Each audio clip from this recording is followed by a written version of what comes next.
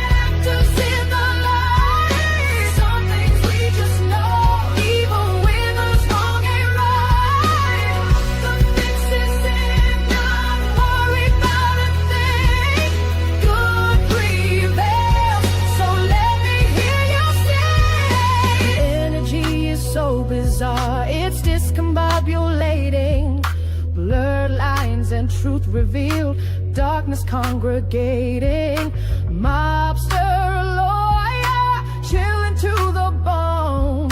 What on earth would you not do to bring fiasco home? The fix is in the actors in the line. Some things we just know, even when the strong ain't right. The fix is in not worry about a thing. Good prevails, so let me hear you sing. But none of it bears relevance.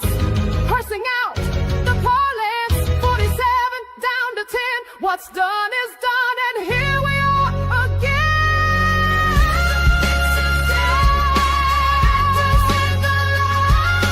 Some things we just know, even when the strong ain't right. The fix is in, not worry about a thing. Good prevails, so let me hear you sing. So have faith, justice will prevail. Can you feel it? The thinning of the veil. Black, white, day, night, the Commonwealth derails. Sit down, motherfucker. Sit down, weasel demon. Hush now, talking to you. The universe sees what you're doing.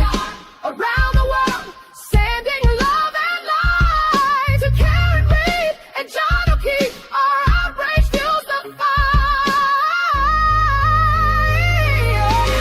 The fix is in the actors in the line. Some things we just know, even when the strong ain't right.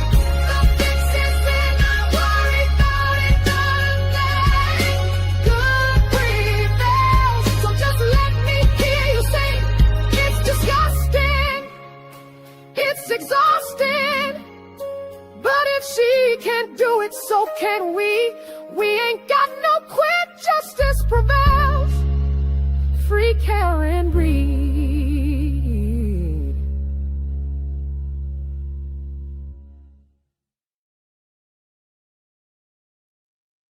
Oh, damn it. Hey, shorties. Oh, hi, dogs. Hi, sit down, weasel demon. Hush now, we see what you're doing. Hi, Buster. Hi, Poppy. You know the drill. Let me get the pig's ears. A big one for Buster. My dog voice. And one for Poppy. Ah, Serenity. Hi. Sorry about the late start. Yikes. In my defense, I have my laundry to do every day of my life, and I wash my sheets on my Sunday, your Sunday night. It's a whole thing. I'm still a human and a saint. Who's here? Demi, hi. Beautiful in blue. Steph, hi. Beautiful always. Simi, beautiful always too. Ha. Teresa, whoa. Hi, Teresa. Nicholas Ticholas. Good morning, good afternoon, and good evening, everyone. Right? Zach is not here. Phew, thank God, because Zach is an idiot. Hi, Vixie. Good to see you. Let me scroll up a bit, up. I know Ms. What the fuck is there. She's waving to me. Backstage, y'all. Now, thank you, Steph. I'm not sure whether that was a determination of Weasel Demons or that was an effort to start the rank board, the leadership, the XP, the YouTube chat experience. But regardless, hang on. Regardless, oh my goodness, my brain. I'll take any motherfucker's money if he giving it away. Shit. We will absolutely be doing a drawing tonight. We have sufficient number of grifter entries. Oh no, I'm the grifter. Sufficient number of entries from the last couple of weeks to draw a Miss Shorty merch t-shirt or top raffle a bit later. And sidebar, there's a portal, a redirect set up for the next stream, which is starting on YouTube, pre-gaming for heading over to Kick. If you don't have Kick, but you do have Pig's Ears, crunch on them and get your Kick account set up, KICK. Don't go for KOK. I think it's a whole different thing. We're going to be watching as many as y'all want to watch. Hi, Lynn. There's five-part series, A Body in the Snow on Kick. And in that live stream on Kick, Miss Shorty Delight is my Kick name. I have also Miss Shorty, but I don't know why it's... I got a new account, something, couldn't change my profile picture, something. So we're going to do a giveaway, a special. You've got to be there at the time. Anything off the merch store. Whoever wins can pick anything off the merch store. And I think we'll give away a pair. I wore these last weekend of the Thank You Shunned one. You can't really see them. Miss Shorty earrings. They're amazing. I love them. I have 3 pairs to give away, but we might do one each week on Kick because we're going to do Kick every week. Yeah. And I'm wearing today. Oh, can you see them? Well, I'll take them out so I don't lean forward like a weirdo. Can I see that? Can you see that? The OG Miss Shorty earrings. Yes. They have roller skates. It's the OG 12-month member badge, which nobody's there yet because we haven't had memberships for 12 months. And then I've got another pair of, I've got a pair of them and a pair of the Russian Saint Miss Shorty. Princey, even shoes. Hi, Princey. Yes. Pick whatever you want off the merch store. Winner. I think it's just going to be everybody who's in the Kick stream will write it down and I'll something. Haven't worked out how it's going to work yet, but that's the plan. You could choose a 69 hoodie. You could choose the thermal insulated, the metal tumbler, like the coffee travel mug, whatever you want. Shoes, whatever. Hoodie, fuck yeah. My wife is making hand-breaded wings. Is that a euphemism, Tony? Sounds good either way. Either way. Factual lie. Popping in to hit the like. I'll be replay crew. Amazing. Thank you so much. Factual lie. Who else? I've missed people just talking. Catherine. Is Catherine here from Arizona? Wait, Catherine W. from Arizona. Hi, girl. I love new socks to Akasha, which means Akasha's here. Hi, Akasha. G'day, mates. Hi, Nina. Oh my God, your name, Nina, reminds me of Plevin. Wait, hear me out. Not Plevin. Plevin said something about a Canadian EN on Twitter last week. And I just wrote Canadian asterisk. This man wrote a book. Are you fucking kidding me? Shout out Plevin, weirdo. New socks, new pajamas, new sheets. Top 3, always. Clean bed and new socks are two of my favorite things. New pajamas too. So good. So good. And then Stream Elements heard about the memo, got the memo. What do you call a troublesome Canadian high schooler? A poutine. Steph says I water plants on Sunday. You know what I like to do when I like to water my plants is when I'm on a time crunch, every day of my life, either before work. Excellent. There's a hard stop there. Must leave by X time to get to work on time. Or before a live stream. Because why wouldn't you? Time blindness. It's a blessing and a curse. Mostly a curse. Zach isn't here, so I'm not saying hi. Akashi, you look familiar. It was a valiant effort. So if you're wondering, we had some questions yesterday, last night. Whoa. What have I just done? Oh my God. Shh. Past Lisa by 30 seconds. Community board, who's winning so far? Simi, like a fucking boss. Joe Schmo. What? Hi, Joe Schmo, if you're here. Number 2. And motion to screen, what the fuck, granted. Number 3. Allegedly, YouTube tells us that the leaderboard, the XP, the experience, is based on chat interactions and super chats and super stickers. I'm not trying to push that you can buy your ranking because the experiments yesterday didn't seem to work for Shelly, Pokemon, she'll be late tonight, and that's fine. Having some family time. Who does number 2 work for? Who's number 2? I'm drinking Canadian. Well, there you go. Fuck yeah.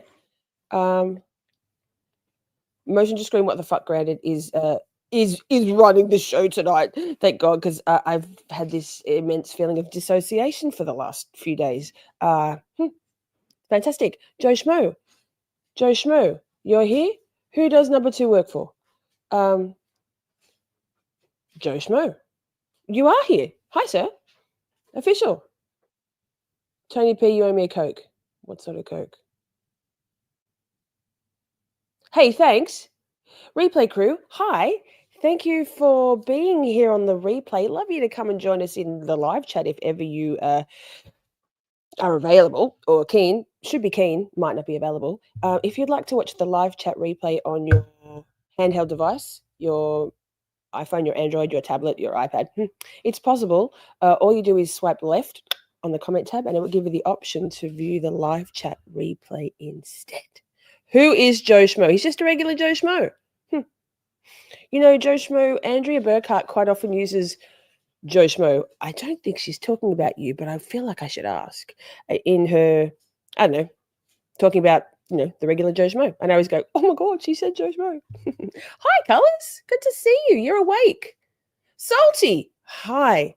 Girl, I had a fucking chuckle at your GIF that you sent me in Discord private with whatever it was, when I said something about Hank Brennan being a weasel demon, and he was like, fuck yeah. I laughed like I literally belly laughed. So funny. There's Joe Schmo. Who is Joe Schmo? This is Joe Schmo. Boom. I am awake. Lol. I was like, man, she wakes up when I went to bed last night. I went to bed at 4:30 yesterday afternoon. I wrote a song. New intro for Kick live streams. It's average. No, it's fantastic. And I was like, Mom, I'm sad. So I went to bed and just moped around and left What the Fuck to do all the work for the live stream. Wow. What a dictator she is, this Miss Shorty. Lol. I met Andrea Burkhart in Delphi. Totally fanboyed the moment. It was embarrassing. That's not embarrassing. I had I had people on Twitter going, oh my God, I can't believe Miss Shorty followed me back. And the Young Jerks. And then Mazza, I'm like, we're all just people. I'm just a person. Andrew's just a person. Having said that, 100% would fangirl. 100%. Joe, is she tall? I reckon she's like 5'9". I woke up at 2:23. Same. AM. PM. Miss Shorty is not a dictator. She is amazing. She's a dickhead.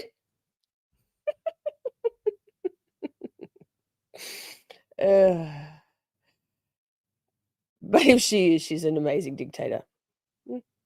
Thanks. Wait, this feels like this might be relevant right now. I mean, good for them. I'm happy. But I just want to make sure that I am still held in the highest esteem of the system. It's not a deal breaker, but I'd like to know. Thank you. So long as I'm still number fucking 1, we're good. Nick, number 2. What the fuck, number 2? Well, no, Nick came equal last with Simi yesterday in the top 4, so no offense, Nick and Timmy. Love you both.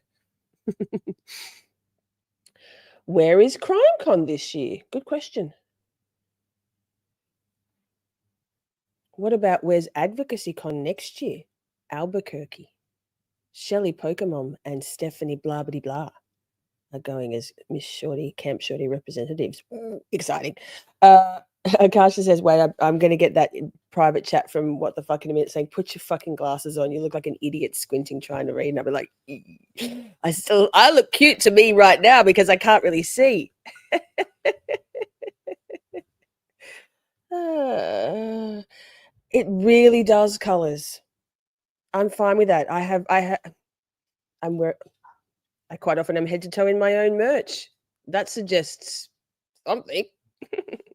Akasha says, I met my absolute favorite drag queen and she was so nice. And I was so weird because I was so, I think you mean fangirl, but fat girl. Girl, be kind to yourself. Fangirl, I couldn't even talk, but it was awesome. Hashtag typo.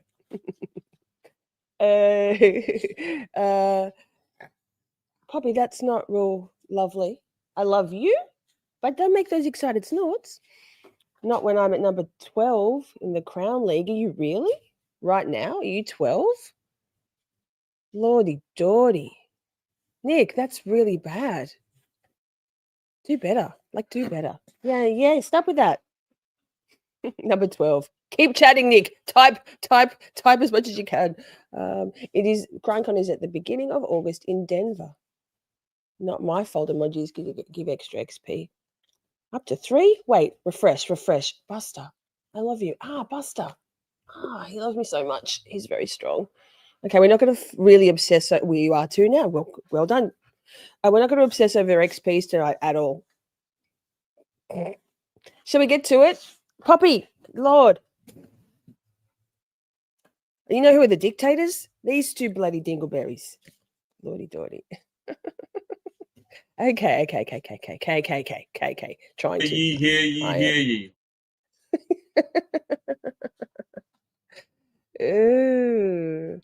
Nick's waiting for us to have a robe in the merch store, and apparently there's no robes available. Hey, Motion to Scream, What the Fuck Granted has got some stuff for us, a lot of stuff, but I've also got one or two. Well, I don't have 47 or 69 tabs open, but I got a couple. But I wanted to just play, I think this, mouse. Oh my God. Why am I like this? Or underpants. As long as you don't say panties, we can look into it. Fuck. What am I doing? I have no idea. Don't forget you can rock out with your all caps out on Camp Shorty. All super chats, super stickers, buy me a coffee, PayPal and Cash App. God, brain. Get you in the draw for next weekend. We're going to use these. Oh, actually, maybe we'll do tonight. No, if you go, you'll go in the draw tonight for tonight's draw, okay? Up until we draw it for a choose a Miss Shorty merch store top, and then in the live stream, we are going to do a pick anything you want draw. Just have everybody in the chat, no money required. What am I doing here? This. I bookmarked it. This is amazing. Like an actual professional. Hang on, girl. It hit me like a Wait. Shh. Let me see if I can make it bigger. That's what she said. This is great. No, wait. Do this one first. I'll say that one. Pause. Sorry, Misty and Eddie. Bigger. Of course, bigger. Yes. This is for you, Motion to Scream What the Fuck Granted. You know it is.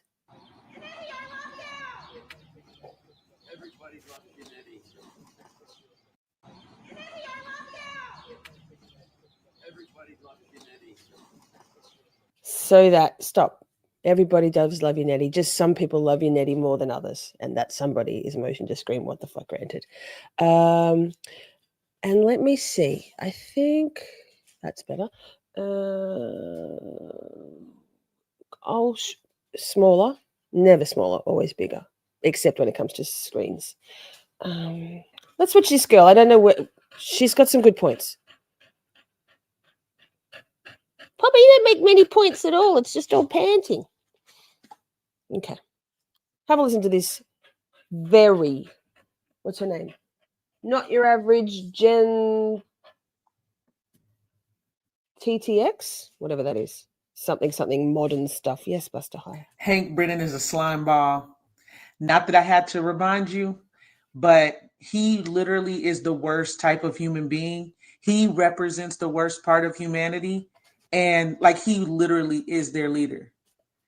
And today in real time, he showed us how they are skewing that data to fit their narrative. And it hit me like a ton of bricks. I was like, okay, now it's starting to make sense of how they skewed that data. Okay. So come with me on this little journey and make sure. And if I'm not right, then, tell me I'm not right. But this is what I think that they've done. So when Aperture did their reports in January, okay, DeSogra gets the report. He's like, oh yeah, this is no good, because if they're saying that he's incapacitated at this time, then how did he lock his phone? How did he walk? How did he do all of these things at 12:32? And then when they got DeSogra's report back and they realized, oh man, you know what? That is right. We need more variance. So what they ended up doing was saying, so today in real time, what Hank tried to do was say, well, because he took him down a path asking him about iPhone to iPhone, iPhone to iPhone. And I was like, what's all of this about this iPhone to iPhone? Now I get it. He was trying to say that, no, we're not going to use infotainment's data. We're going to use the fact that she plugged her iPhone into the infotainment. So we're going to go iPhone to iPhone. No, because even Aperture's report says infotainment data. But when the infotainment data didn't work, they changed it. Oh, we can get a little bit more variance if we say it's iPhone to iPhone. And in real time today, they skewed that data in front of the jury to try to muddy the waters and make it seem what it's not. And man, you have to be the devil to do what they're doing to this woman right now. You have to, this is not justice for John O'Keefe. It's not justice for his family. And all we can really do is pray for those people. But I think that, it's the scariest thing. It scares me to think that this is what our government would do to us. Right, chat. Spitting facts. Tony, Hank blamed. Hank's an idiot. Like, Zach's not an idiot. Zach is great. Hank is an idiot. He's a dick and he's a weasel demon. Hank blamed. Wait, jumped away from me. Our chat is flying. Hank blamed the defense for expert using the Commonwealth's own data. Hank is just trying to deflect. My eyeballs are strained. I swear I've detached retinas or some octuple boner. My eye from like just all for the whole week going, oh, like that. Court reporter, madam. She's Madame, Miss Court reporter. There'll only ever be one court reporter in my eyes. The iconic OG Madam Court reporter. Well, that's interesting, Simi says. Sidebar. Simi says, emojis, that's my secret to leveling up. I mean, gaining XP. That's interesting because often YouTube like shadow bans people for using too many emotes. There was worse in Welcher's presentation than the massive variance shift. Oh, there was so much. Zach was here. He came and did his greetings and then left. Well, he'll never know, will he? That's what you get for just dropping in and saying hi and then flying out again. Maybe Zach is an idiot. Catherine says, I'm so worried about Karen Reid. Well, don't worry about Karen Reid. Actually,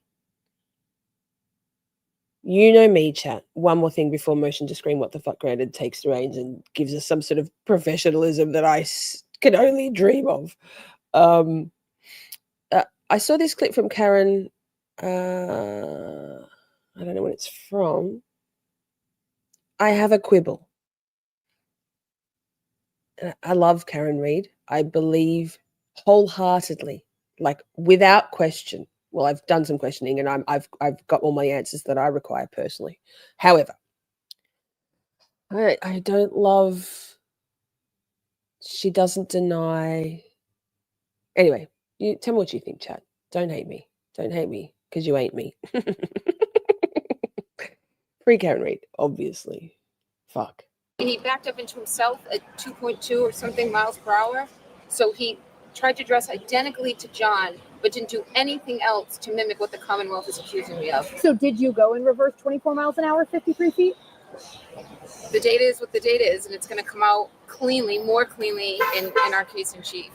Did you hear that? Sorry. I wish she'd said no, definitively no. I'm going back a bit.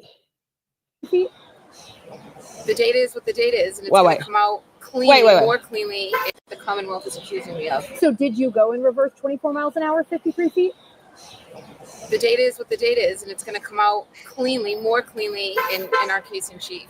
I think it's important to demonstrate what is the Commonwealth accusing me of. The speed, the positioning, recreate that for us. Back up into the crash test dummy at 24.2 miles an hour in the arm and see what happens. That's what I would want to see if I were you. Do you recall that at all, Karen? No, Recall it? because it didn't happen. Any Fair. update on if you're calling Proctor, given that his friends are now witnesses on your list? No comments. Karen, who are these 4 new witnesses? Can you say anything about them? What No they're going to comments. testify to? Are you going to take the stand? No comments. No comments. He backed up into himself at 2.2. I agree. I agree on everything that I put up on the screen from you guys' chat. I just wish she'd said no then. But and I love the no comments from Alan Jackson in the background. No comments, no comments. So that's not all I've got, but might be as good as it gets from me. Joking. That color looks really good on Karen. Everything looks good on Karen. Tony asks, I wonder how much she has prepped on these topics with her lawyers. They might have told her to let it lie so she doesn't tip off where they're going. Yeah, the no comment stuff she's not allowed to say. Hi, Life Artist. Good to see you. Just a reminder, when we've got a few hours. Well, no, Lisa, wait, what's the time? Oh, because I started late. Fuck, God. Why am I like this? Anyway, we're heading over to we've got a portal set up for the next stream, which is a pre-game to watch A Body in the Snow, some of the episodes on Kick. But I'm out. That's all I got. That's worthwhile. Motion to screen what the fuck granted. What have you got? Lots of stuff. Yes, she's nodding. She's saying, yes, Lisa. Gosh. Hang on, let me do this. Oh, my washing machine just ended. Excellent. Proof positive that I am a regular person who has to do her laundry. So, week 6, here we are, y'all. Half an hour in. Week 6, how are you all? We okay? Sidebar started with on day 21. Before jury present, Doctor. I use Doctor loosely. Dr. Dickhead, Welcher, Dud Welcher's Wadia. Make changes to the PowerPoint to Hank's suggestion. Fuck my eyes. There we go. That's better. Has received emails regarding Burgess's CV curriculum vitae inaccuracies. Says he hasn't read them. I call bullshit. Expects to testify changes based on Burgess's 8th of May report. Says it's, get that comment off the screen, Lisa. Says it's insignificant. And then we have some stuff. Directive Dudson Welcher. Shall we? Motion to scream, what the fuck? Is it true the defense isn't calling any McAlberts? Well, we don't know, man. I don't know. I mean, I'll ask Bobby later when we're chatting. Chit chat. Good work, Simi, with your first mod prompt. I'm so proud of you. Oh, good. Barb. Defense Diaries. It's not a true and accurate representation of what Man. would happen in any sense. I'm missing it You know what I'm all. saying? Like if you're there and you're this guy, Bob and Allie. get out as soon as the thing starts making contact, you not being caused by the vehicle itself, you yourself are starting to spin out of it so you don't get run over. Are we still on direct? Oh, you're missing all the shit. Yeah. Like he just Did he do a pirouette? Here, I got to show you this real quick. Do a pirouette. I'm going to show you real quick. We won't miss it. I just want Allie to see what he did. I'm sure this other lawyer's about to call me. Ooh, so pecked up Hold on. Watch. very low angles. Watch. That's Here me it is. showing. Look. I'm doing test 2. Whoa! Was that going 20 some miles an hour? Going 2 miles an hour. This is from a camera that we have pointing down at it. This is the speed. You'll see it's only about a 2 mile an hour impact. Yeah. He's holding it like Rob in Trailer Park Boys, like at the Rob cocktail angle. Make sure you're all the way back. Back up. And what that proved? What happened to him? That proved nothing. That's what happened to John. He did what he He's wanted. trying to line up the injuries on John's arm. So he says they perfectly line up. So he had the paint going. Now we have to wait to see the exploding tail light. Is that coming? Because I mean, it's not like the exploding tail light has to happen. That he did.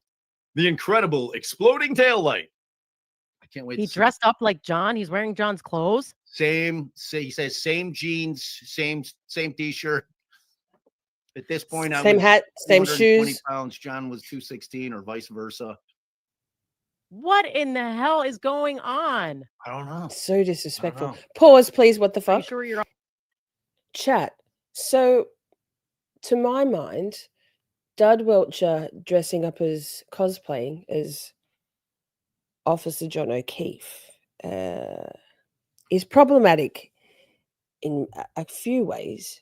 To me, it seems highly prejudicial. It's subliminal, well, pretty average, subliminal messaging to the jury, right?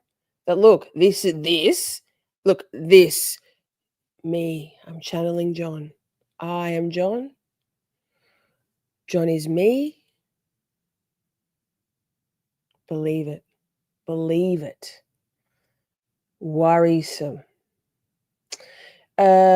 What the fuck? Before we go any further with that, can we play, because Runkle slowed down. Nope. Let's do this. So I saw in chat. Wait, what am I doing? Is that Runkle? Is that me? Yes. So this is down the bottom, Grey Space. You might have seen Grey Space on Twitter or in Andrea's chat.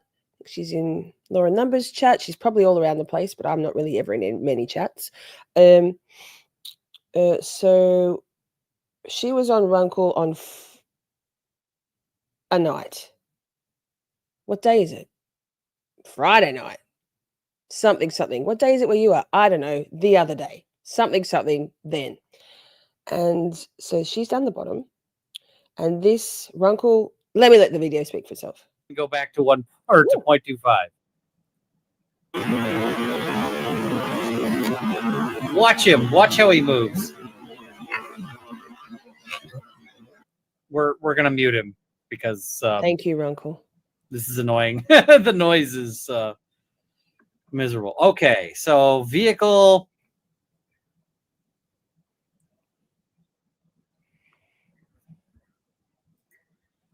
Do you see how he leans into it? We're going to go even slower. We're going to go playback speed, custom. We're going to go down to, no, I want lower. No, okay, I wanted to go even slower. It won't let me. Watch him move before he gets struck.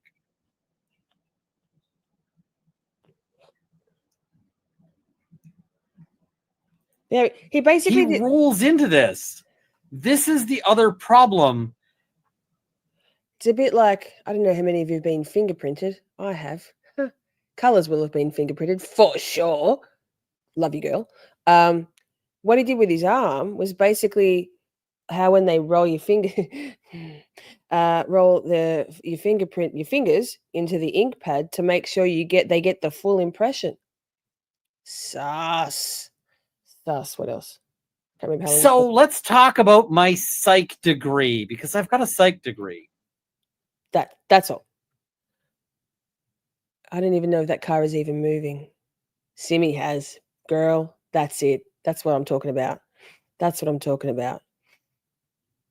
Welcher also never accounted for the mass of the glass in hypothetical John's hand. It also serves to focus the forces in his hand so the forces are less spread out and more likely to cause a break. Right? Also, he's holding the glass in his right hand. So where was John's phone? Because John was right-handed. I mean, I'm right now holding my phone in my right hand and I'm left-handed, so I'm disproving my point. But how did John have his phone in his hand, in his left hand? Maybe he was doing this, glass phone, I guess, and then locked it with his left hand? That seems odd. Colors says thousands of times, probably. I've had photos of all my tattoos taken also. Hey, hi. Hi. For identification purposes. Steph's also been fingerprinted. Okay, let's go back to Barb and Ali Defense Diaries. Funny. You're all blooped up. You're at I'm real blooped time. up. I'm blooped up. You can see the little red dot down there. That's All right. always the telltale sign. Don't The worry. telltale- Don't worry. Wait, he even had a glass from the. Yeah, he had a glass. He went to the waterfall, got shit No, faced. did he go to the waterfall and get the glass? Yeah, he went and got hammered and then came Shut back that part over. up. He's Shut that up. drunk at that point. Everything's exactly as it is. We have to pretend there's snow there. Oh Lord. I mean, It he did just come seems on. He odd, said, like, I'll never Tony. be able to say exactly what happened because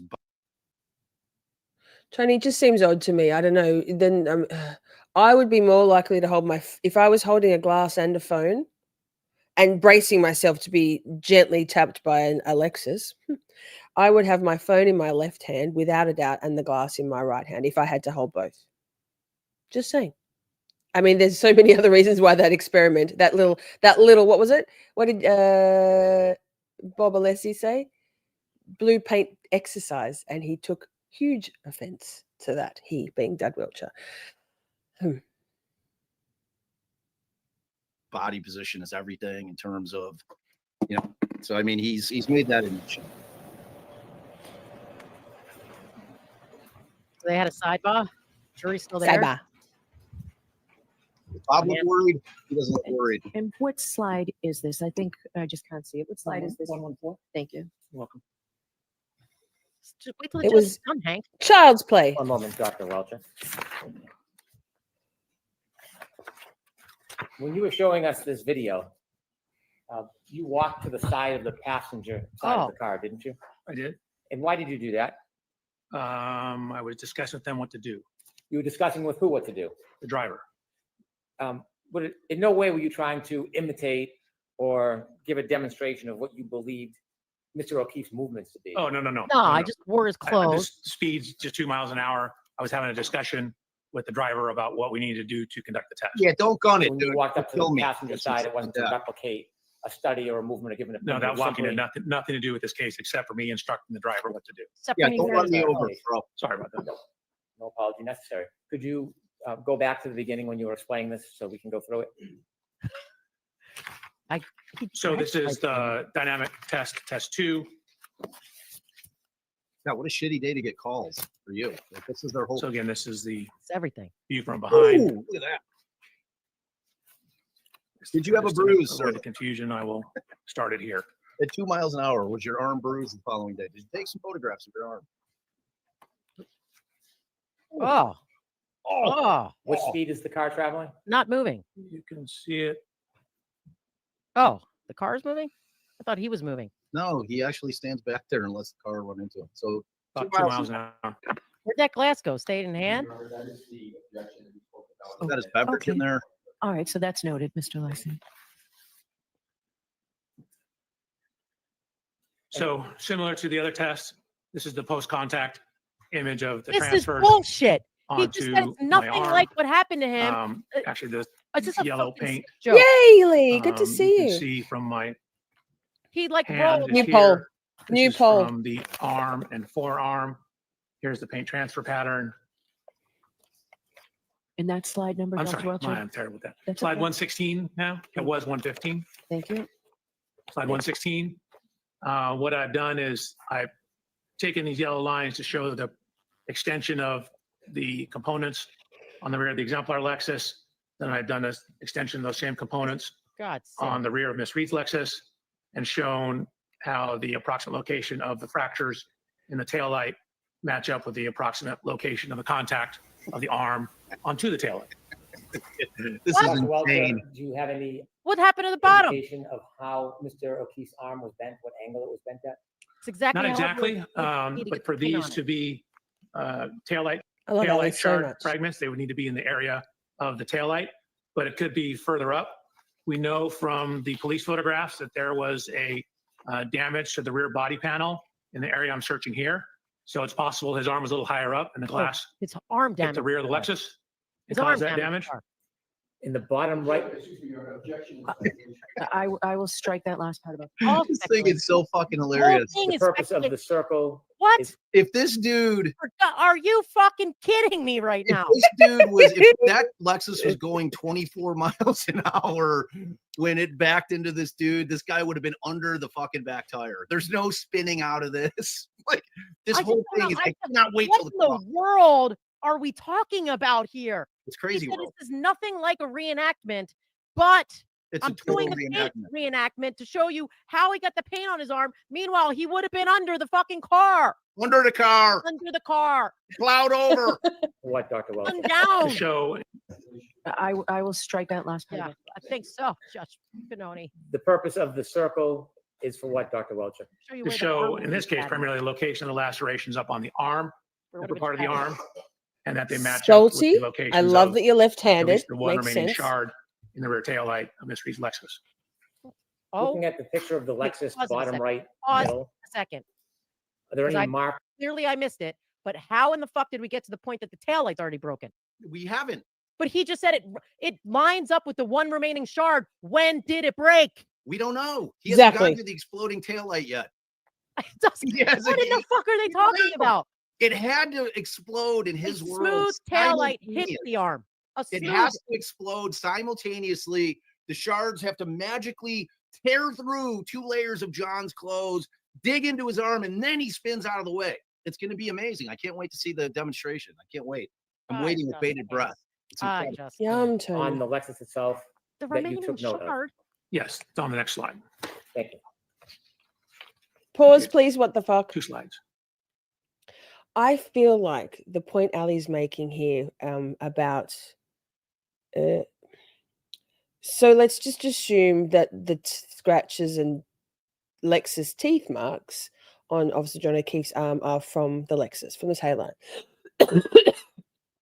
It's a smooth tail light. I've been saying this forever. Either the tail light was already shattered and scratchy, and it's possible, I mean not, but maybe. I can suspend my disbelief and make that work. But it wasn't. So for an intact tail light to 0.1 second, isn't that what Welcher said? Something about it all happens at once.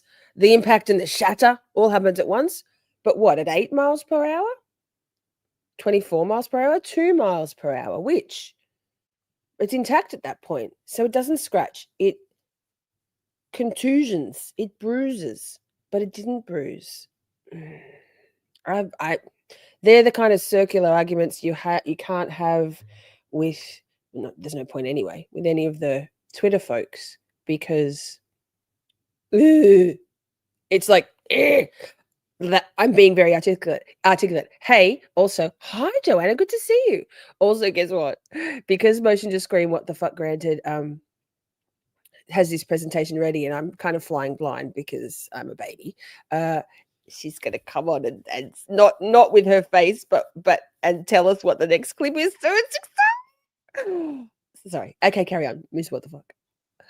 So there, again, this is the evidence marker.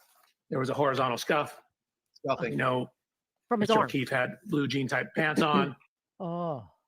There's a scuff in the area that would approximately correspond to hip level for Mr. O'Keefe. Next slide, please. Yes, ma'am. At 118. 22 miles an hour, it hit his hip.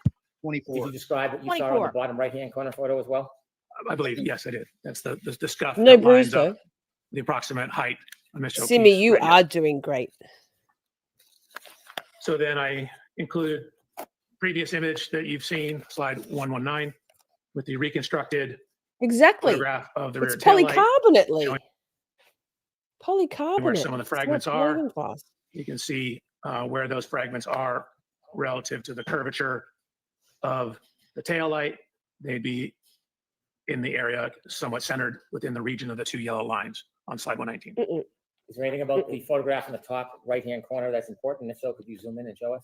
So again, it's showing that this is when it's, I believe, in the Sally Port at the police station, showing that Also, what is this collage, Scuff. this vision board? Why is it all like, why are the images on his PowerPoint like in a grid?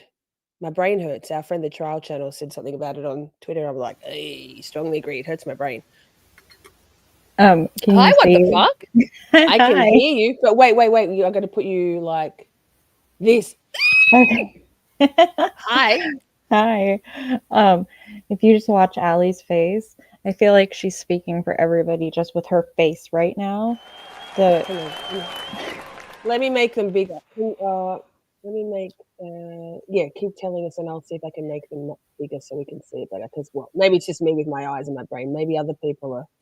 oh, it's just like her face is just everything right now. And I just love the way she's Fuck. in disbelief right now. It's beautiful to me. Let's do it. All right. on the right rear body panel.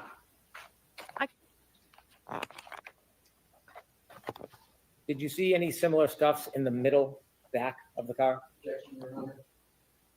What? Did you see anything notable as far as damage to the middle back of this Lexus?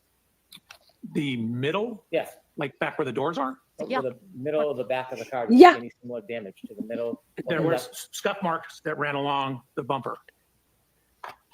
Okay, continue, please. What are those from, buddy?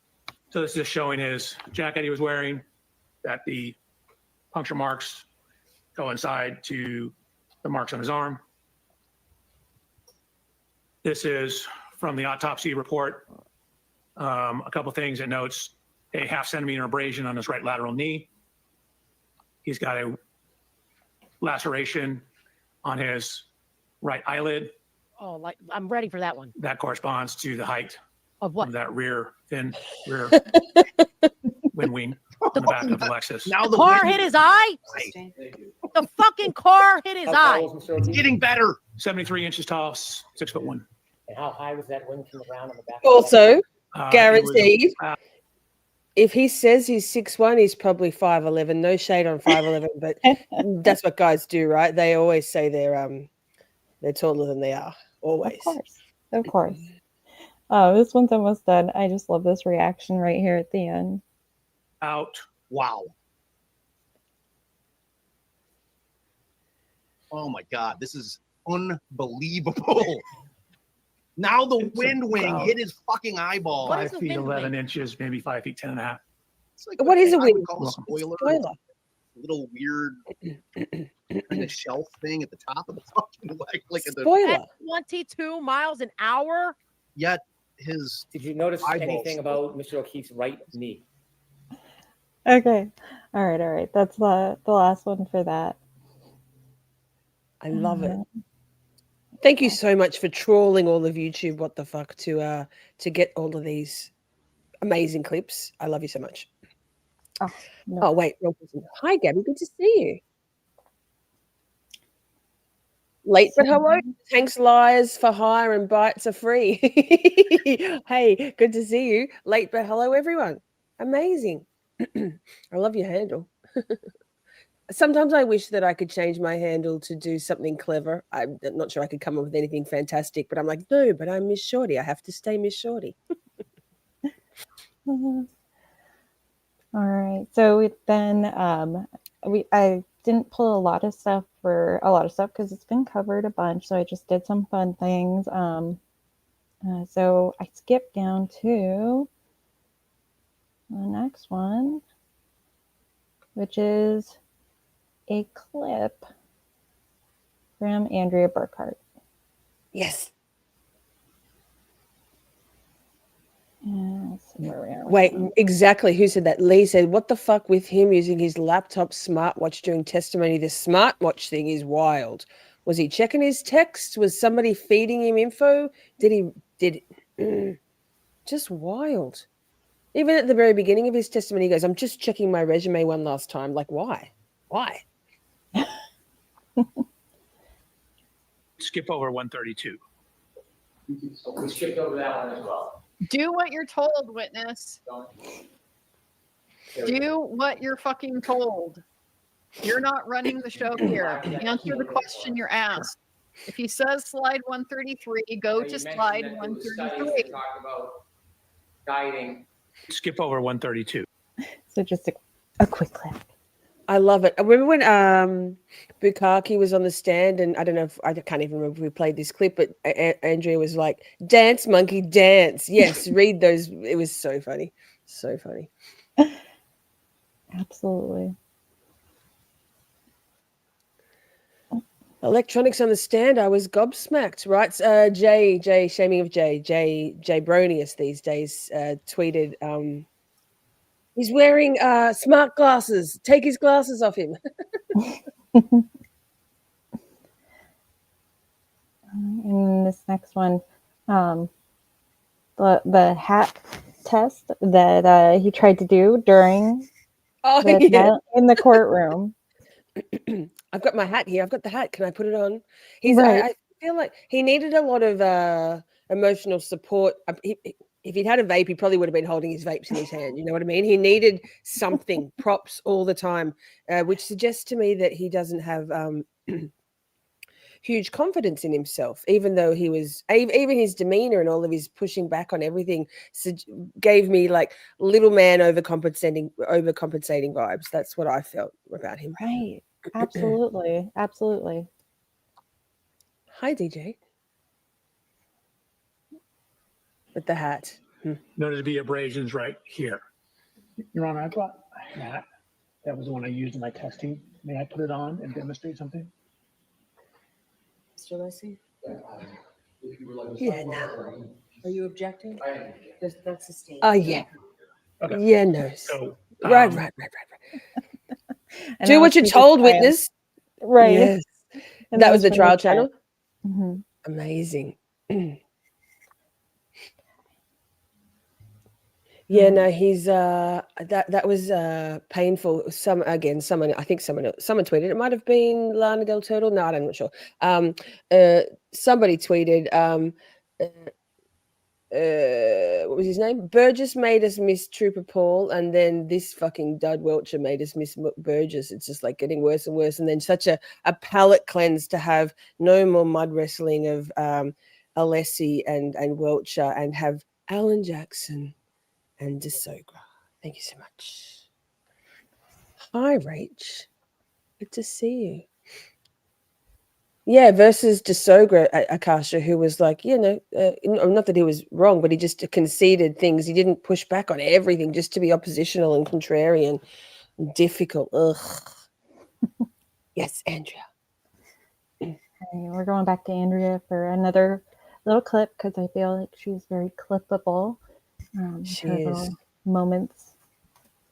So we left the day observing that John O'Keefe, his occiput, gotta call it the occiput, because that's what he was calling it. occiput it to your mom, John's occiput would fall about 68 inches. I clipped that and was going to make a short out of it, and then the week got away from me. It's still in my videos. So great minds think alike. What the fuck? Great minds think alike. Always. Tony says, I think the defense's greatest friend is going to be the fact that their witnesses will be willing to actually answer questions. The contrast will be stark. Hopefully the jury notices. Yeah, we can only hope. Oh, Steph. Thanks, girl. Oh, scrolling. Welcome you, Shorty.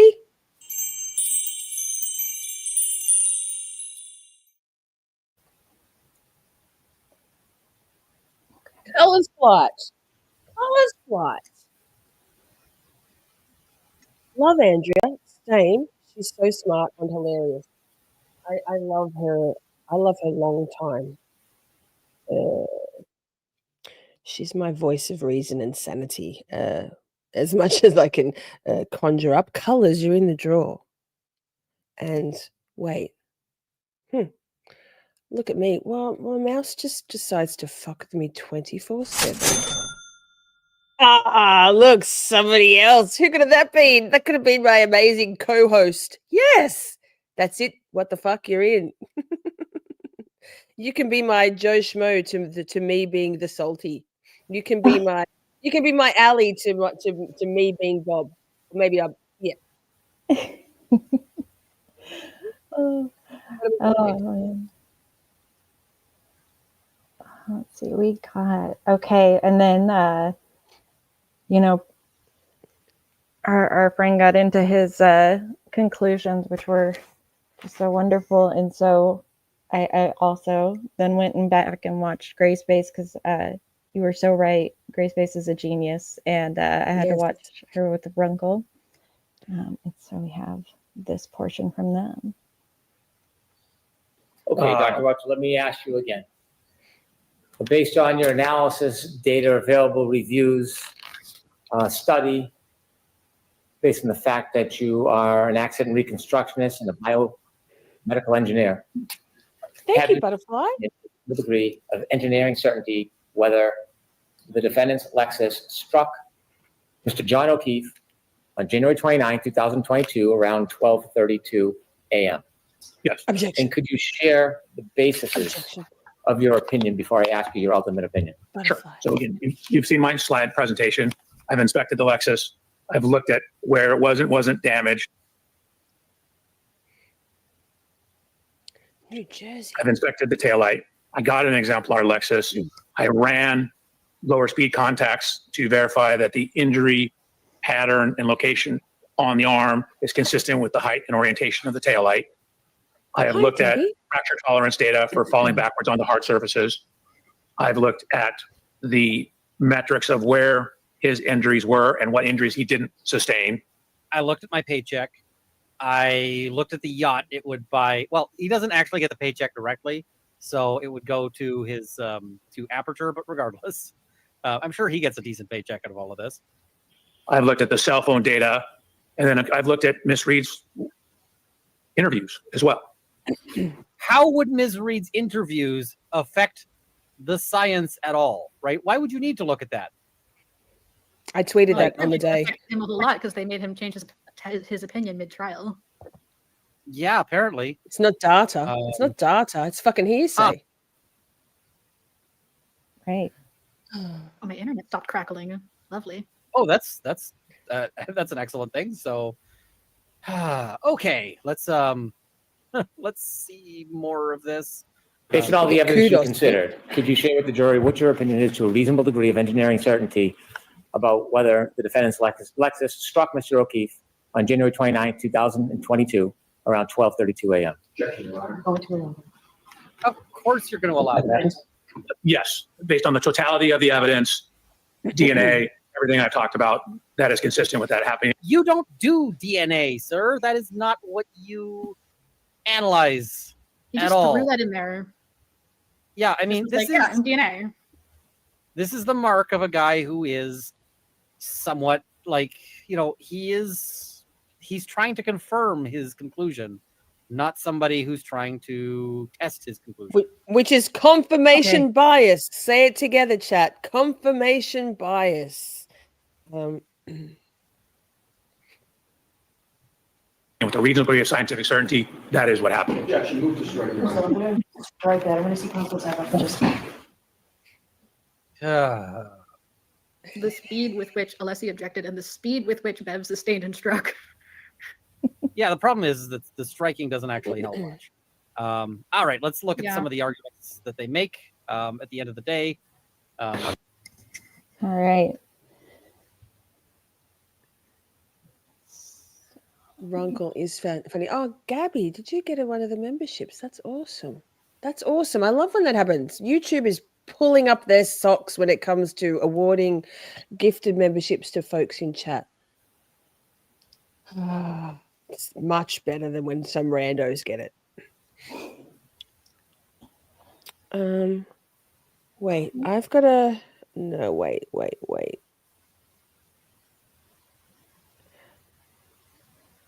You got something you want to put up?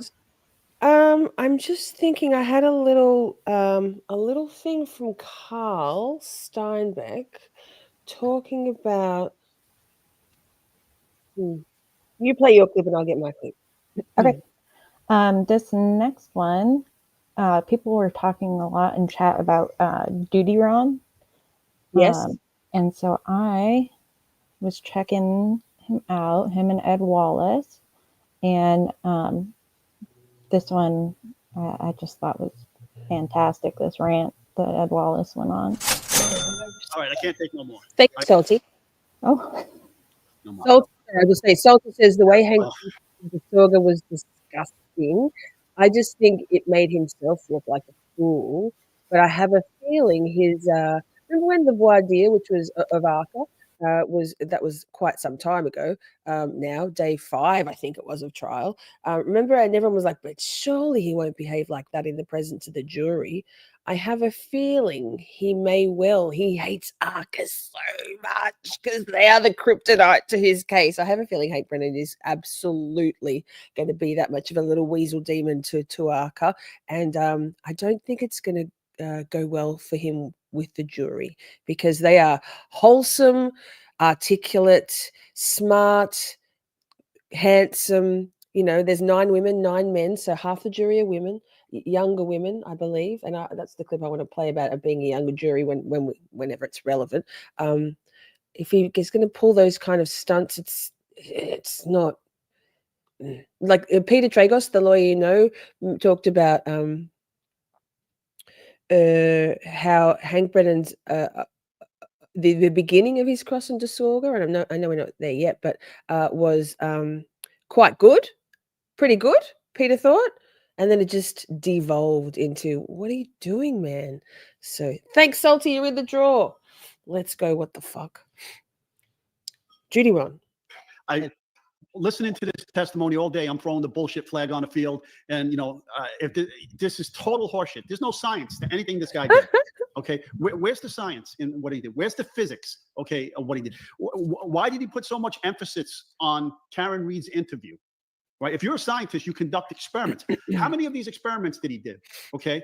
First of all, do you know what the tire pressure was on all 4 of those tires on Karen Reed's SUV at the time of the incident? You don't know that. Well, because the tire pressure could affect the height of the vehicle. Right? Oh, hey, girl. You know that this is an air suspension system. Okay. Do you know how that works? Does it, when you turn on the car, does the air suspension system kick in and then lift the vehicle? Pause for a sec, please. What the fuck? Lofaria. Defense is calling Proctor Monday. Really? Really? Why did they need to authenticate Proctor's texts with that very gravely concerned but brave friend of Proctor's if they're going to call him? Like, I hope so. We ain't got no quit. Thanks for stopping by. Okay, Ms. What the fuck? Thank you. Changes all the measurements. Okay. Did you have the curvature of the street in front of the Albert's house? Nan. All right. Because the curvature of the street then affects how the car sits on the street at the location where they suspect all of this is happening. Did you have the curvature and the geometry of not only the street in front of the Albert's house, but the driveway of John O'Keefe's house. Okay. Did you have that information? Okay. Did you calculate all of that? And how did you have a person of the same weight as Karen Reed sitting in the driver's seat of the vehicle when you were taking these measurements and trying to compare it to John O'Keefe's car and the height? Because all of these things affect your analysis. Did you have the tire pressure in John O'Keefe's car while it was parked in the driveway? You had none of this information. Okay. And where did you do the Also, experiment? Did you pause. Also, who was it? One of the LawTube chats. Even is it the lift, the hydraulic? It was Andrea Burkhart. The hydraulic system that Lexus has, which lifts and raises. You can. I think it does it automatically, but you can also do it manually. That lifts and raises the height of the body to. And in snow, and I thought to myself, well, it was only a little bit of snow, and Karen was drinking, but in snow, one would think you'd raise it up.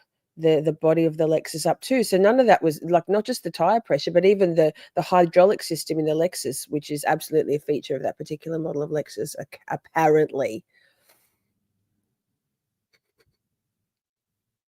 Karen Reed's car back to John O'Keefe's driveway, and then using your 3D laser scans and your photometrics that you said you did, put the vehicles back in place, and then try to conduct those measurements and stuff.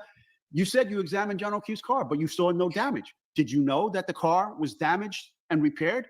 Did anybody tell you that? Were you not aware of that fact? Yeah, you failed to look up those records. You know, I've never watched Judy, Ron, so I really should. There's just so much good stuff on YouTube. I must. Thank you for that one. Tony P with a zinger. Also, Welcher doesn't know what 5 inches looks like. There's that overcompensating, right? All right. Oh my goodness. So that's the last clip I have for the day because after the jury was dismissed, the opinion that was a whole lot and that was I think a lot of people have covered that. I do have from that day though the short from Microdots that covers the theory, and I think it's really good. So we can watch that if you want, or we can go on to the next one. Let's watch that. Okay. Unlike Hank, we are putting on a variety show, so we can play whatever clips we want.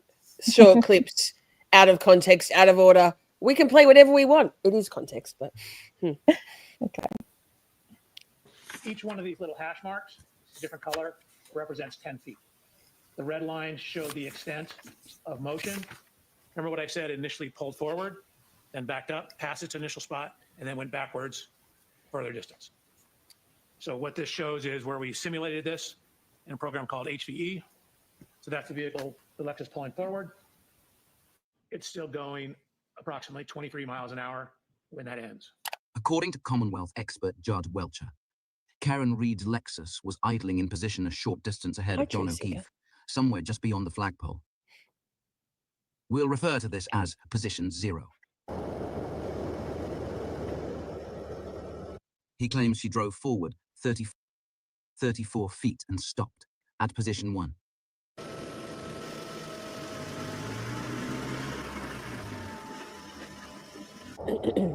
You tried, Tony. I'm proud of you.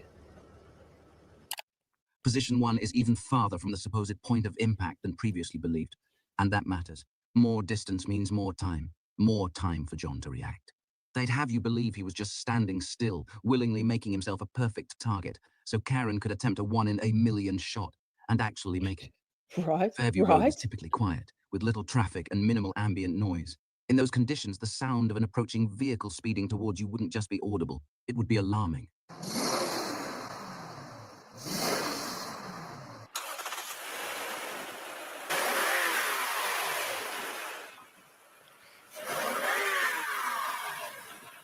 Welcher asserts that Karen pressed her foot down on the gas pedal, applying 75% of its full range, and accelerated toward John, reaching a speed of nearly 24 miles per hour, traveling a distance of well over 87 feet, turning the street into a slippery racing strip.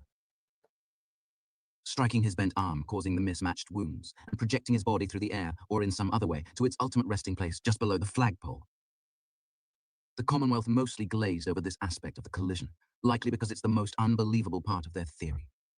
They provided no scientific evidence explaining how a taillight could produce the specific pattern of abrasions on John's right arm, how he sustained no broken bones or significant bruising, or how he managed to lock his phone after being incapacitated under this scenario. Another problem is that Ryan Nagel drove by just moments before and didn't see John inside or outside the SUV, I was making sure my sister got in the house okay. specifically testifying that Karen was Hi, alone. Kimberly. But you did look inside that SUV. As I passed by, yes. And you saw one person. That's all I saw at the time, yes. Female with long hair. Is that correct? After the SUV travels 87 feet, the trigger event data ends, but the vehicle is still accelerating, with its last recorded speed being its highest. Yo, Micah, Still what's up? moving. You're still moving about 23 miles an hour, and you're still at 74% throttle and 3,300 revolutions per minute on the tachometer, RPM gauge. It's not just still moving, it's still speeding up, and Karen is applying zero pressure to the brake, which is a major problem for one big reason. Exactly where was your Jeep in front of that house? By the mailbox. Okay. Can we have, with the court's permission, exhibit 66? Okay. Well, This is a graphic representation of 34 I hate that man. I truly hate him. Not a photograph. Just to orient you, do you see what's depicted in exhibit 66? yes, Do you recognize it? I do. You see the mailbox, which is out right there. Yes. Okay. Where was your Jeep in relation to that mailbox? So Can I say the hi, back Vix? end of Hi, the Jeep, Vixie. the Sorry if I rear didn't. would have been about around equal with the mailbox, and I was not blocking the driveway. Okay, so you would have been about there, correct? If the right edge of that highlight is the mailbox being right there, you would have been about right there on the street, correct? Well, that would have been the front of the Jeep. We a laser pointer is, it would be the front Okay, so the front of the Jeep is facing the flagpole, towards Chapman Street, correct? and the rear of the Jeep was basically even with the mailbox strut or It was, stanchion. it was definitely past the driveway, yes. How could the Lexus have been accelerating in reverse at the speed of 23.9 miles per hour when it would have collided with the Jeep, causing a violent crash that would almost certainly have severely damaged both vehicles? So when you were talking about the vehicles that you saw in front in some painstaking detail, talking about the black SUV and Ryan Nagel's truck, you just left out the Jeep because nobody asked you about it. This is what happens when you build a theory on bad data and invented narratives. Lies stacked on lies eventually collapse under their own contradictions. It's the inevitable unraveling of a story stitched together with fiction and falsified evidence. You had no reason to believe they weren't okay. A man was dead or dying on their lawn and your sister not answering the phone. You didn't think there was some reason to believe they could have been in peril? You knew better. You knew she wasn't in peril. You knew that Brian Albert wasn't in peril. You knew what really happened.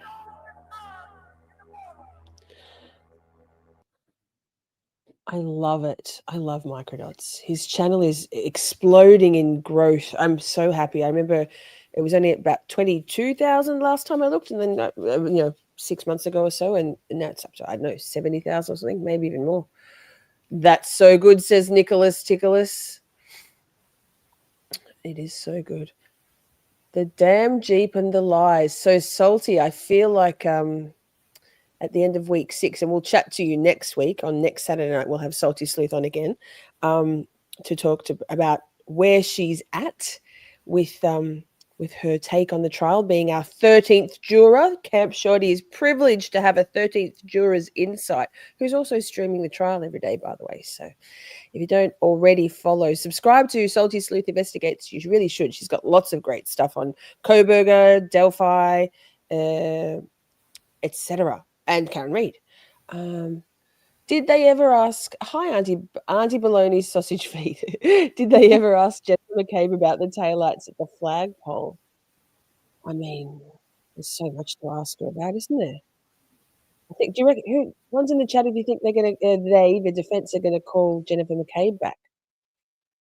I'm not sure. Too bad the defense can't show these in court. Another one's in the chat. One's in the chat. If you think the jurors are doing their own research, even if it's How just, do you get my digits? Question mark, question mark, question mark, question mark, question mark. Gabby says, I hope not. I hope not to Jen. Yikes. 3,000 and 3,300 RPMs is loud, right? Java time, that would have been loud. We played a clip, I think it was last week, or anyway, recently, that I clipped of Jen stating definitively, no, that she did not hear in this trial, that she did not hear any noises of any engine revving, any screeching, any hard braking, any sound of an argument. Nope, nothing. No sound of anyone groaning. Come on now. Tony says, I think Jen said she saw Karen equal to the kitchen windows and then she pulled up a bit but was still visible, which isn't 80 whatever feet, is it? Yikes. I asked 2 ones in the chats. You think they're doing their own research? Abso-fucking-lutely. That's the one. Yeah, I reckon they are too. They're all younger too. I don't think that they are doing any research. Well, that's very trusting of you, Tony. Very trusting. Simi watches with Jody. That's the defense rests. She's probably still asleep. She's got sound effects for days. I love it. Candy says 1. I would like to believe they aren't, but it's a possibility. So I'm going to say 69. Fair. 3300 would be fairly audible. Strongly agree. Nikki says, Nikki. Why do I keep calling you Nikki? I don't know, man. I prefer Nico. Young jury. Maybe.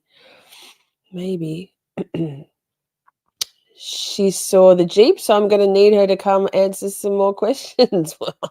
She needs to pull up, bitch, and bang, bang. Hey, 69 watching right now, chat. Drop it like it's hot. 69 watching, best number. Where is Patricia Vincent to tell us that she's 69? Hanks lies for hire and bites for free, says I would be picking too. 100%. Oh, yeah, we're getting Salty's take next week for sure. Good point, Gabby. They already know everything about the case. 2 months, Joe Schmo. Look at that. 2 months. That's pretty cool. Hey, pressing this for a sec.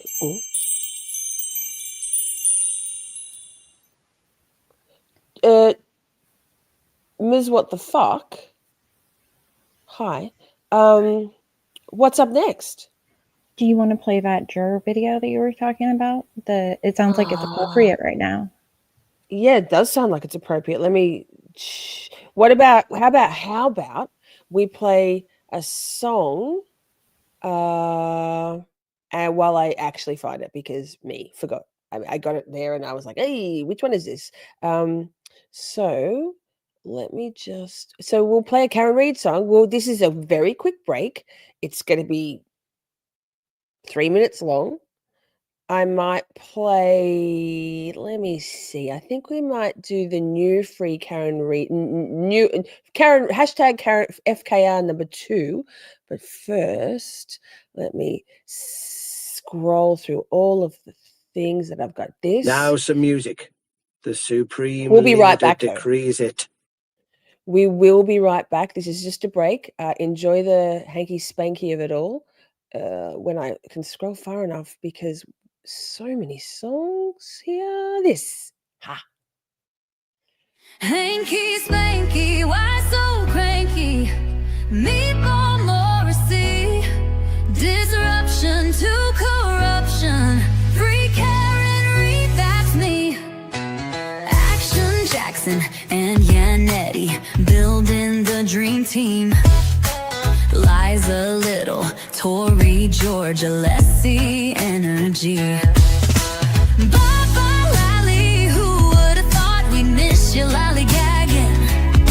And here's to praying, hoping, waiting. Justice won't be lagging. Hanky spanky, why so cranky? Meatball Morrissey. Disruption to corruption. Free Karen Reid, that's me. Jennifer McKay, she's a piece of work. Holds long to die in cold, girl, we know you made that search.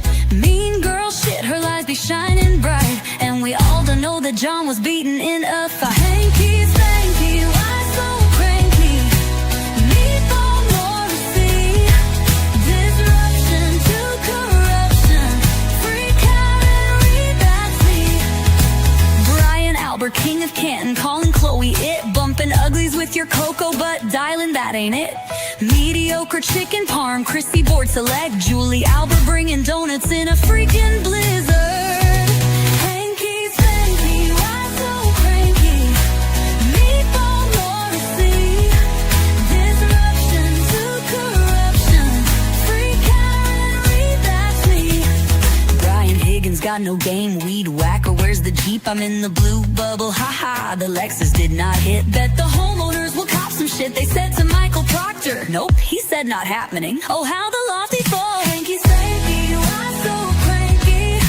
Meatball Morrissey, disruption to corruption. Free Karen Reed, that's me. 227, it's a numbers game. 12, 10 lies uttered with no shame. 22 seconds is long enough to get your story straight and take it to your grave. And speaking of grave, beef has grave concerns. Your commonwealth engaging on nefarious terms. Should ever accuse when you had the chance. It's go time, Bev, let's dance. Hanky Spanky, why so cranky? Meatball Morrissey, disruption to corruption. Free Karen Reed, that's me.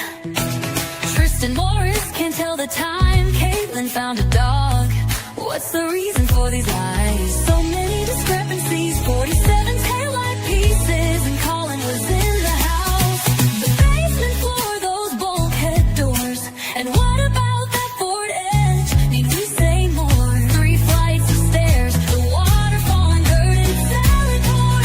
The bukkake of it all. Hanky Spanky, why so cranky? Meatball Morrissey, disruption to corruption. Free Karen Reed, that's me. Jury to we believe in you. Reasonable doubt is coming to you. Free Karen Reed is what you need to do.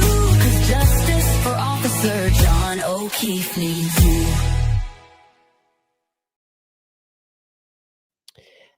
Lainey asked, what does Meatball Morrissey mean? People, Free Karen Reedy people like to affectionately call DA Michael Morrissey Meatball Morrissey. I'm not sure whether it's just because he is a rather ample chap or whether there's more to it, but it fit perfectly in the song. So that I wrote that before the trial had started, obviously, because we haven't had any Tristan Morris, no Caitlin Albert finding a dog. The callback of it all. Colin was in the house. Spanish Simi. Don't have the option to join this channel. I'm on my Apple phone, only some. You can do it, Spanish CMI. You go to something on your browser. Shelley knows how to do it, and she's not here. She's doing family stuff right now, and I won't be able to articulate it. It is possible. You can join through the app. No, you can't join through the app on an Apple phone, but you go to YouTube through your browser, and then go to my homepage. That ample. I like that. Gabby, thank you. That's awesome. So, hey, while we're here in pause mode, before we go, shall we do? I'll wait. Scroll. Literally so many songs loaded on this shorty music songs. I'll take any motherfucker's money if he giving it away. Shit. So, I think it might be a good time now to draw the merch draw before we get back into the next lot of clips. So, Gabby, you're in the draw. Any more names after this will be in for next time. Wait, I'll zhuzh it up. So, whoever wins this, go to the Miss Shorty merch store. You can go to missshorty.com and follow the shop here link, or it's Miss Shorty fourth wall, something. I don't know, something. And choose yourself any top, t-shirt. There's tank tops. And let me know. Send me your color choice, size, design choice. There's so many. There's grave concerns and also a rehome the McAlberts design. But let me know somehow. Send me an email or there's a contact us form on the website. Let me know your size, design, color, size, style, color, and your postal address, and I'll have that sent. I'll send that out to you ASAP. But this. Wait, did it play? No, of course. Well, now it gives me almost an indecent thrill to say it's time for Miss Shorty's merch raffle draw. Can I have a drum roll, please? God, I fumble it every time. Please. And this week's winner is... Wow. Lol. Nick. Nico. That's kind of weird when Nick's good for telling us them. about the... I'm happy. But I just want to make sure that I am still held in the highest esteem of the system. It's not a deal breaker, but I'd like to know. Thank you. Nick, let me know which top you want. I'm sure you're going to want the Saint Miss Shorty top. Unfortunately, we don't have jocks, but all sorts of cool things there. Go and have a look and pick something out. Shit. Good luck, everybody. I'm going back. Is Nick still here, or is he at the gym training his back?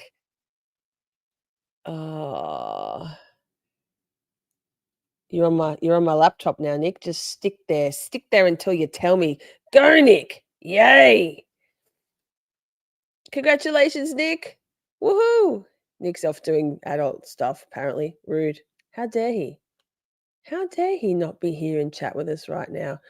Indecent thrill for Nick. Highest esteem. Nick is going to wait for a robe. That's what she said. All right. Okay. Congratulations, Nico. And while I think of it, we're doing another. You just got to be there. No money required. So in the Kick live stream, which is not for a while yet, we've got still lots of testimony and lawtuber reacts to get through for week 6 of the Karen Reid trial. But we're going to be starting at Steph says redraw. We're going to be starting on YouTube at 9 Eastern. For a little bit, then we're going to head over to Kick and have a Body in the Snow episodes 1, 2, 3. It's pretty fucking good. I'll probably cry. Watch party on Kick. That Miss Shorty Delight. But even if you just come to the YouTube one, no, come to Kick as well. And in the Kick portion, I'm going to be everybody who's in the chatting. Will go in a new draw to pick anything you want off the merch store. Anything. I'm on Kick too. Yes. Wait, what's happening? Colors. That's what's happening. Colors. What Kick? My Kick. Kick. There's no prompt, unfortunately, yet. I follow you on Kick. Excellent. 69 in chat. See? It's meant to be. Now, what the fuck shall we get back to it? What is Kick? So Kick's a good question. Kick is a streaming platform a lot like YouTube. However, it's the wild, wild west of streaming, and there are no copyright limitations, Robin. By the way, hi. So we can watch things on Kick that we can't watch on YouTube because YouTube fucks us up the ass no lube when we do that. I have already on my out of 3, I have 1 hard copyright strike from when the time, if you know, you know, when we tried to play A Night of the Nor'easter and Kick, not Kick. Oh, YouTube booted us and removed the stream. Devastating. It was a great stream too. I had Paul O'Keefe's crotch, not the real one. Crotchy hasn't been around in a while unless he's changed his handle. No colors. My Kick colors. We did a test yesterday. Anyway, what am I saying? I don't know. So we can play things. So it means that we can do our YouTubey things and fit in the rules of YouTube's copyright restrictions. And then we can also have movie nights, music nights. We can watch all of the Karen Reid documentaries if we want, or whatever we want for my 50th birthday, which is coming up. Ha! Rude. How dare you? Time. That's assault. We can do a whole whatever we want there. We can do a bit of stuff on YouTube. It's fucking great. I'm really exciting. No, I'm not. It's Miss Shorty. My kick is Miss Shorty Delight. So that, shall we get back to it? Let's. 69. It's our lucky number. It's Here she is. This is what let me get. Okay. It's the one I keep spamming in the chat. The one that I keep putting in the chat is the kick that you want to go to. Yes, and Simi, yes, we can get more feral than feral, absolutely. And I wrote a little. It's only short. It's only 1:40, but a little new intro song for Kick. It's exciting. I'm super excited. I DM'd What the Fuck Australia. I'm like, oh my god, we can do Kick. So excited because StreamYard just came on board with streaming to Kick. Before that, you couldn't use StreamYard for Kick. So I'm thrilled. It's a lot of fun. Okay. Did you want to play your video? Oh my god, I still didn't look for it. Fuck. No, I did. Wait, yes, I do. I absolutely do. You did. I 100% do. I really do. Me. You got this. You got this. I forgot that I pulled it up. Okay. Why is it there? Hang on. Why? Got you. Oh, it is. Excellent. So this was a bit of Carl Steinbeck. It was clearly prompted by a chat comment. Okay, Jessica, you're saying this guy, you're 32 and this guy comes across as smug to you. So that's interesting. Different generations think of credibility differently. So that's good. You have the same impressions as it looks like most of the other chat tonight. 24, is that correct, sir? No, I believe we were retained a couple days before that. A couple days. Okay. Right.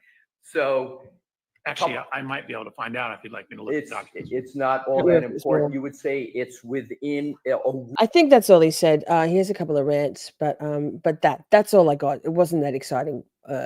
Just Carl. Brian Sloppy, hi, cool handle, says Karen said they'll call Proctor. We had Nanji Lawferio in chat before, and she said it's confirmed. Proctor is coming on Monday, so I'll believe it when I see it. Got it, followed. Good work, Colors. Now I added you already as a mod, so you'd want to be following. God. All right, what's next, Ms. What the Fuck? All right, so we move into day 22. We had a big old sidebar where Judge Bev said basically that Welcher can testify that it was consistent with everything, but not that the determination that the Lexus collided with Officer John O'Keefe. And so we don't need to play that, I don't think, just because we've all seen it a million trillion times. But go over and go straight into the testimony where they did some testing and they never left paint on the underside of the arm. And so with that, we're going to go over to Defense Diaries and listen to Allie lose her freaking mind again, which is just my favorite thing. It's just my favorite thing. I think I said it last time. I'm sorry. I said it last week or the week before when we played some Defense Diaries clips. I'm like, I remember last trial, Allie was just very vaguely informed on things. She was busy with her own actual lawyering, attorneying. And I love the fact that she's now like balls deep, like outraged. She knows all the things. She's gotten up to speed in the last 12 months. Right. And love it. Love it. Okay, go. Okay. Did it ever leave any paint on the underside of your arm or forearm? No. If you could turn to slide. I am out fucking rage. Why did they not object? That is a bullshit experiment. Did you were able to hold your arm still because the car was traveling 1 to 2 miles an hour. So he stayed like this tight the whole time. Am I in crazy world here, Bob? No, I don't know why they didn't object to it either. They obviously saw the video. Right. I think that they're not objecting because it's as ridiculous as we think it is. Trust in Alessi. Trust in Alessi. So bring it all out in. Yeah, it's going to all cross. come out and cross. I just need to breathe. Sorry, guys. Here we go. Just need to breathe. To slide I blooped it backward. 130, please. Sorry, I blooped it backwards. I just love that too. So trust in Alessi, she says. Trust in Alessi. In Alessi, we trust. Oh, I felt for him. People were saying Alessi should have direct examined DeSoga. I'm like, the poor man. He's almost 70. He's tired as fuck, no doubt. He carried the last, he not only basically questioned every witness for the last 2 weeks, but they were tough slogs. That was mud wrestling. So, yeah, I guess some stuff they're letting go because they don't want to sound too. I presume there's certain choose your battles, right? Right. Choose Well, your and they can also cover it with their arguments, right? Like they can cover it when they do argument later, and be like, look, this guy was obstinate as hell, and we have better experts anyways. All right. So moving over to next up, we're going to do the incredible contracts that they did with EDB. EDB, good. I've been missing EDB. I just haven't. I've wanted more calm, serious. Love. I'm a member of EDB's channel, but Andrea, for me, where my head is at with the trial this time has been my first listen, and then I don't know, time difference and stuff. So thank you for getting an EDB clip. Love. Of course. On April 5th, 2025, the Norfolk County District Attorney's Office amended your contract. Are you aware of that, sir? I am. And isn't it the case that that amendment authorized the amount of $325,000 to be paid to Aperture? Isn't that what that amendment contract states? I believe that's correct. So the Commonwealth. Oh. She's looking at her face. She's like, I'm sorry, what? The record scratch. Mention it all. My record scratch is 100% a rip off of Emily's record scratch. So that was Emily. And isn't it the case that that amendment authorized the amount of $325,000 to be paid to Aperture? Isn't that what that amendment contract states? I believe that's correct. So the Commonwealth is obligated to pay at least $325,000. And is that correct? That is you're asking me a legal opinion now about a contract. That is my understanding of how contracts work, but I'm certainly not an attorney. And on top of that, That's Pause not a for a legal second, opinion. please. Also, before EDB goes, because I want to say Gerda K said, catching Miss Shorty on my birthday. Yay. Yay. Happy birthday. Gerda from South Africa. I don't have a sound effect other than applause. Hooray. You made it another year around the sun. Happy birthday. Chat, everybody wish Gerda a happy birthday, please, and thank you. Thanks, Ms. What the fuck. Now let's hear what EDB has to say. They put down a $44,000, it seems, retainer and authorized a contract for $325,000. So when I was yelling about whether or not Aperture was padding their bill or was overcharging or was overworking on things that didn't need to be charged, I was asking about the rate they were charging for Burgess based on Burgess's education or debunked education. I was curious about Burgess doing all of the work to re-download and fly to get stuff from Karen Reed's Lexus that had already been downloaded. I was interested in how much was going to be billed. Well, now we know. Up at least $325,000. So, Burgess did a lot of work that I don't think he needed to do. I don't think the jury gives a shit about any of it. I'm kind of stuck on it. The jury's not. Welcher did a lot of Why does it bullshit matter? that he Because didn't they're need going to to charge do. a lot more than ARCA did. And it's really rare for the defense to get to ask government experts this, because most of the time when you have a trial, the government experts are law enforcement. And so if the accident reconstructionist comes from the police department, or law enforcement, it's like, did you get paid for this? Yeah, I got paid the same thing I get paid every day. I am on salary. I just get a paycheck.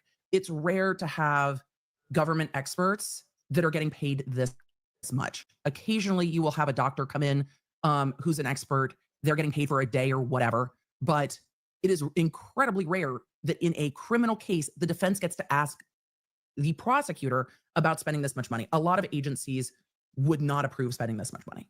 I think it's telling that they did. In 8 And months too. In 8 months, right? And like that paint exercise and the buying of the vehicle, but then apparently they sell it again and get and charge the Commonwealth the difference. That's what Aperture's plans are for the Lexus exemplar. 400,000 ish is a lot of money in 8 months for a really gear grinding testimony and in kind of inconclusive outcomes. I mean, Hanky can spin it all he wants, but shit, what do you think? What the fuck? I didn't pull the clip because I was watching it this morning at some point, but I didn't pull the clip, but I thought it was really interesting. I think it was Peter was saying that the way that he was so refusing to go along with the defense, the way he was refusing to make answers or give answers, it actually was getting their money's worth. Yes. And so, like, I don't know, like maybe that is what $400,000 is worth, is being able to not give anything to the defense. And yes, and people have been saying, well, that's it, their career's over, Aperture is dead, that no one's gonna. No, the Andrea's been saying, and I think Runkle also, this is the kind of and Peter Tragos, this is the kind of testimony that will actually help their business, insurance companies in particular. But anybody who, and these are hired guns, and he's doing the most hired gun of hired gun behaviors on the stand that you could possibly want if you're wanting to pay for your testimony. So hi Pammy, hi New Storm, hi Steve, Lauren Lumber. Was it Lauren Lumber? Yes, New Storm. I saw you in chat last night. Yes, Rob from Lauren Lumber. So many good lawtubers. Wow. Hi Dave, everybody. Thanks for joining, everybody. We got motion to screen what the fuck granted up here being my co-host. Yes, because she did all the work. And it's so exciting to hear your voice. I love it. The jury, it's like, so somebody else already did this work, and now you're paying you to do this work. And the defense is going to loop that back around, I suspect, to argue they didn't like the answer from Trooper Paul. So they spent $325,000 plus to go get the answer they wanted. That's where the argument's going to go. And it's more than ARCA. So when the government starts going, you're getting paid, so you're getting paid, so you're swayed in the direction of the person that's paying you, this kind of locks out that argument because it comes back around, right? Exactly, Nick. Okay, well, if you're going to argue that ARCA is being paid for an opinion and they're just going to give the opinion of the person that's paying them, isn't this the same? That's a lot of money. That's a lot of money. That, are you aware that Aperture has been already paid $44,510 for its work? Are you aware of that? The second time you asked me, no, I'm not aware of anything we've been paid.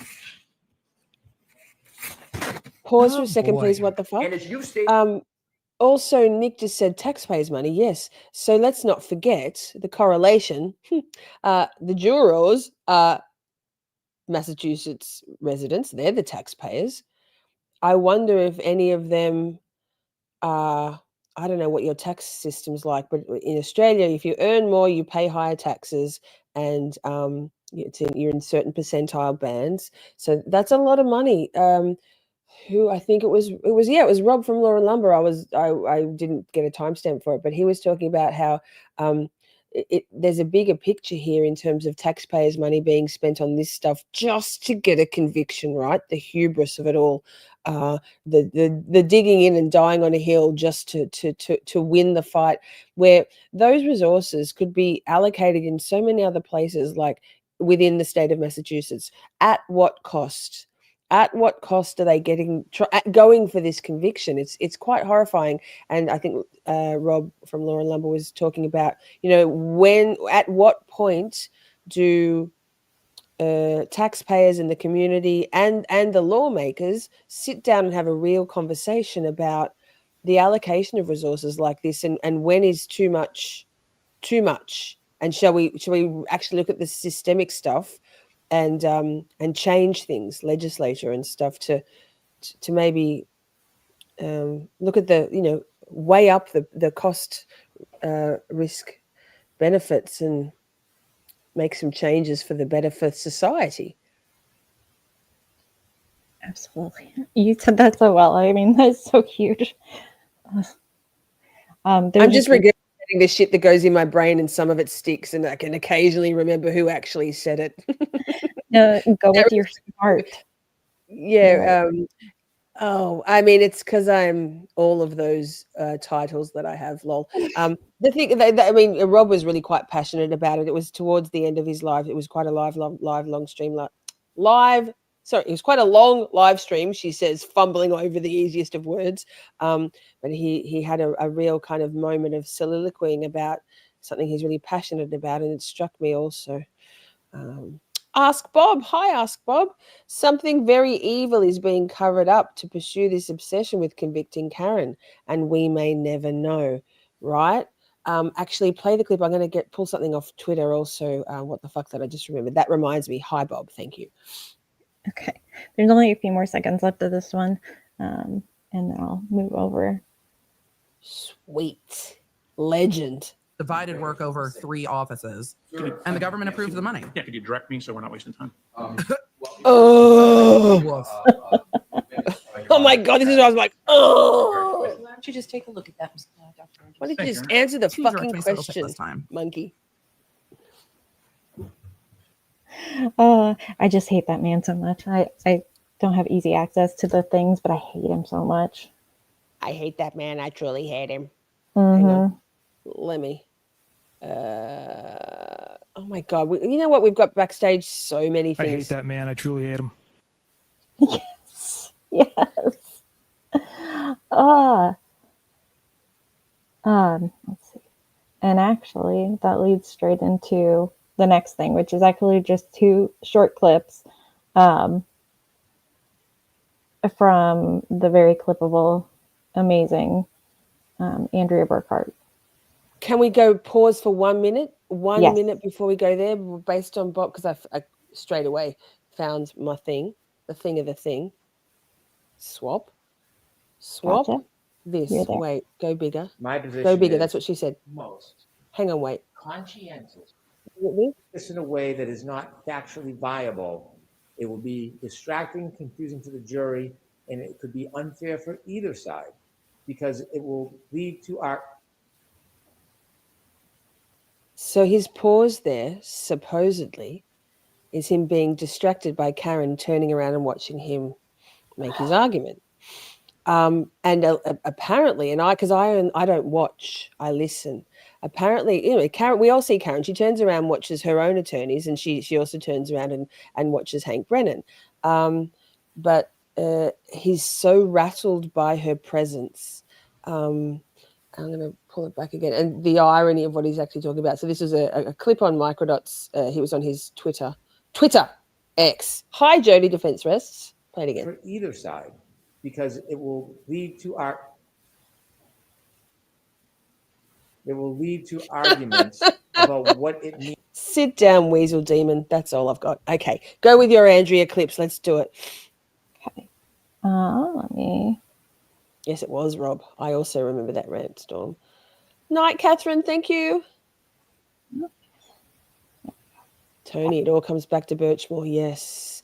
And even then, even Sandra Birchmore, like the state of Massachusetts or the Commonwealth, the county of Norfolk didn't, they chose not to prosecute on that. They chose to cover that bullshit up with Sandra Birchmore. So the feds come in and do it, and like that's just wild. That's how thick that blue wall is.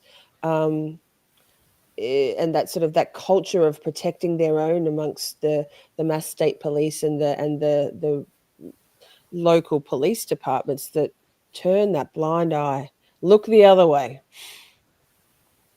Exactly. Okay. This is just more that I can't stand this man. Hold on one second. Dr. Welcher, I'd ask that you not do. Not look at. Okay, I was going to try and answer his question. My apologies. I will shut it down. Ooh. Thank you. You're welcome. Shut up. If I may, Your Honor. You're welcome. That's pissing Bev off. She's like, this is my court, bitch. Are you able to determine when? Hold on one. Oh, this is my court, bitch. Hey, Karen, good to see you. Okay, and then another one because he just doesn't stop. It's been in existence for months. You just got the Dr. Welcher, I have to ask you Oh, I'm not to sorry. refer to I'm trying to be helpful. Close your Yeah, computer. let me close it. Is this when she pulls up that? No, it's not. So I'm going to ask you. Andrea pulled up a picture of Ralph Wiggum going, Oh, yeah. I saw it. So good. So good. Shut up. And then I spent a couple of hours trying to get properly get Ralph Wiggum's voice. I used to be able to say, "My cat's breath smells like cat food," but I couldn't get. I'm helping. So anyway, carry on. Yummy. I think it was just right there. Sorry, I told you. Shut up. Thank you, Your Honor. Do what you're told. It's been in existence. Do what you're told. Okay. He was, and even his body posture, Welcher's, the way he was sitting, like this and like this, and like it's not your court. It's not your. Oh yeah, he's worse than Bukkake. I mean, the way he was so comfortable. Because I kind of understand Bukkake's. Like I don't love it, but I understand that kind of like I run the show because Mass State Police, they're kind of untouchable, right? They've proven it. He's proven it. Just lost 5 vacation days for his thumbs up, just acknowledging a message. Lol. But with this fucking guy, like from wherever he's from, where does he live again? Welcher? Texas? Somewhere. Yeah. No, also, sidebar on the Texas thing, I've seen so many people go, like, and even Princey said it in our chat. Florida, that's what I thought, Michael. Long Beach. That exemplar Lexus was not Texas plates. Those were international plates. Those weren't Texas plates. California, Long Beach, California. Oh, my bad. I don't know my geography. Dr. Death or Wolf, Dr. Wolf, or I call him Dr. Death, is from Florida. Burgess is in Texas. Welcher is in California. That's right. Burgess is Texas. There we go. Thank God for chat. Our beautiful hive mind. We all come together with the things we know and the things we remember, and together we know it all. I love it. Right. Simi, probably Mexican, perhaps. Oh, there you go. Ay. This fucking guy. All right. So I need to close that and close that. Okay.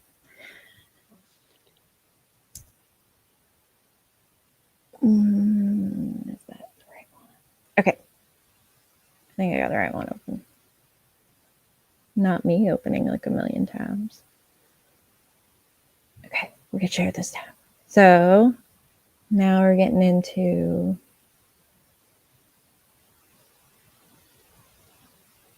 this one,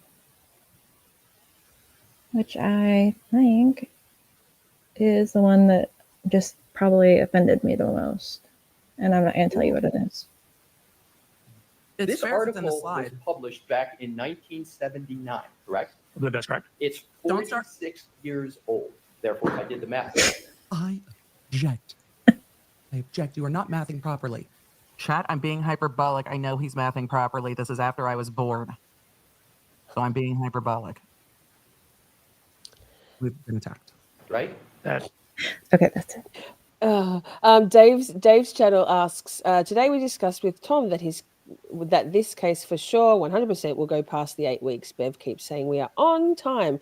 This runs right up to the 1st of July probably. What do you girls think? What do you think? What the fuck? I think they're going to try really hard on the defense to keep it shorter, but I think the way that we've already seen Hank attacking the defense, I think he'll draw it out longer, and I think the way that she is apt to have half days and whatnot will make it go longer. I don't think it'll be on the defense, but she'll blame the defense the whole time. There it is. So interesting. Up until the Commonwealth rested their case with a whimper, Bev was saying we're on time, we're ahead of schedule, we're this, we're that, and then as soon as the defense starts their case in chief, she's suddenly like, how long is this going to take? How long is it going to take? And in Andrea's chat, and Andrea herself has been talking about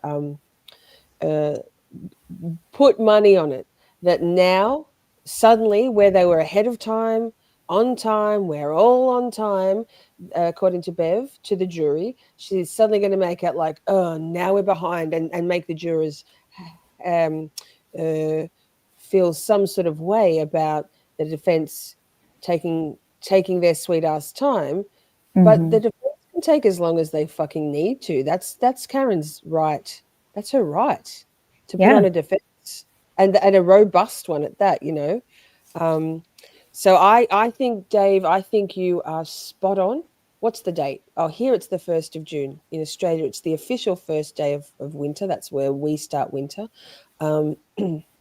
Yeah, could be, Dave, 3 weeks. I reckon 3 more weeks, maybe 2.5 weeks, 3 weeks of testimony. Oh, wait, let's say 2.5 weeks for the defense with Hank dragging shit out. Maybe 4 days of a rebuttal from Brennan, and then a week of deliberations. I have a feeling we're going to end up with a mistrial again. Yeah. And I am a prophet. I am the seer. I don't want it to be. I just feel like colors will attest. Jurors are unpredictable. All it takes is for one person to have, really quite intrinsic biases that they're not even aware of, leaning towards being pro-prosecution or anti-defense. She's sitting there in the defendant's chair. She must have done something, or God forbid, but a juror who's on the books. Yeah, I don't know. So. Yikes. What does chat think? Let me scroll and see. EDB is so funny. 2 weeks left. You reckon? 2 weeks, including the rebuttal? We will see. We will see. Yeah, right. Tony says Bev has pushed the defense twice now to wrap up the witnesses. Exactly. But Hank is going to drag it out. I think Hank, his little ego is showing a bit there. He's a little yappy dog.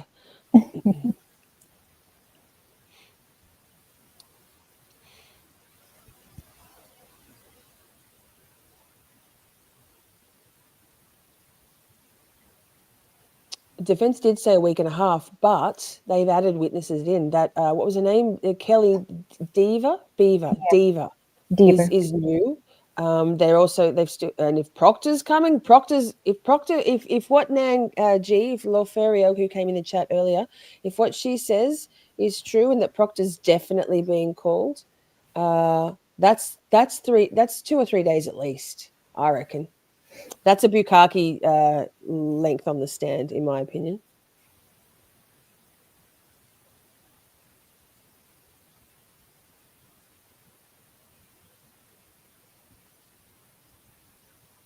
Yep. I agree. Hank's lies for hire.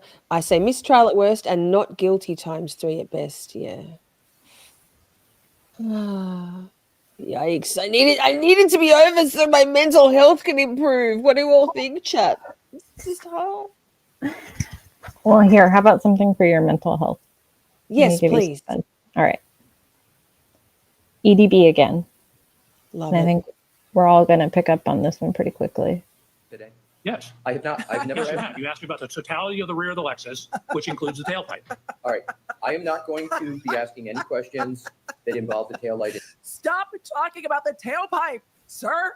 We have had to talk about loads. We have had to talk about direct loads. We have had to talk about distributed loads. We have heard about you spreading out your load. Sir, just leave the tailpipe out of it. However, Alessi asked about the entire back of the vehicle, and he's like, tailpipe's in the back. In any fashion. So what I'd like to do is to go back to the. Oh. I know Princey was delighted with that little section of EDB. Too good. We're all actually 12. We are. Yeah, exactly. Simi, good point. Right, Lisa. How sure were we all last time? See how that went. Also, though, Simi, I think despite Lally being a dial tone of a personality and flooding the jurors and our brains with extraneous, superfluous, unnecessary bullshit, how high top tables, basketball games, how was it snowing? Was it snowing? The apron, all of that.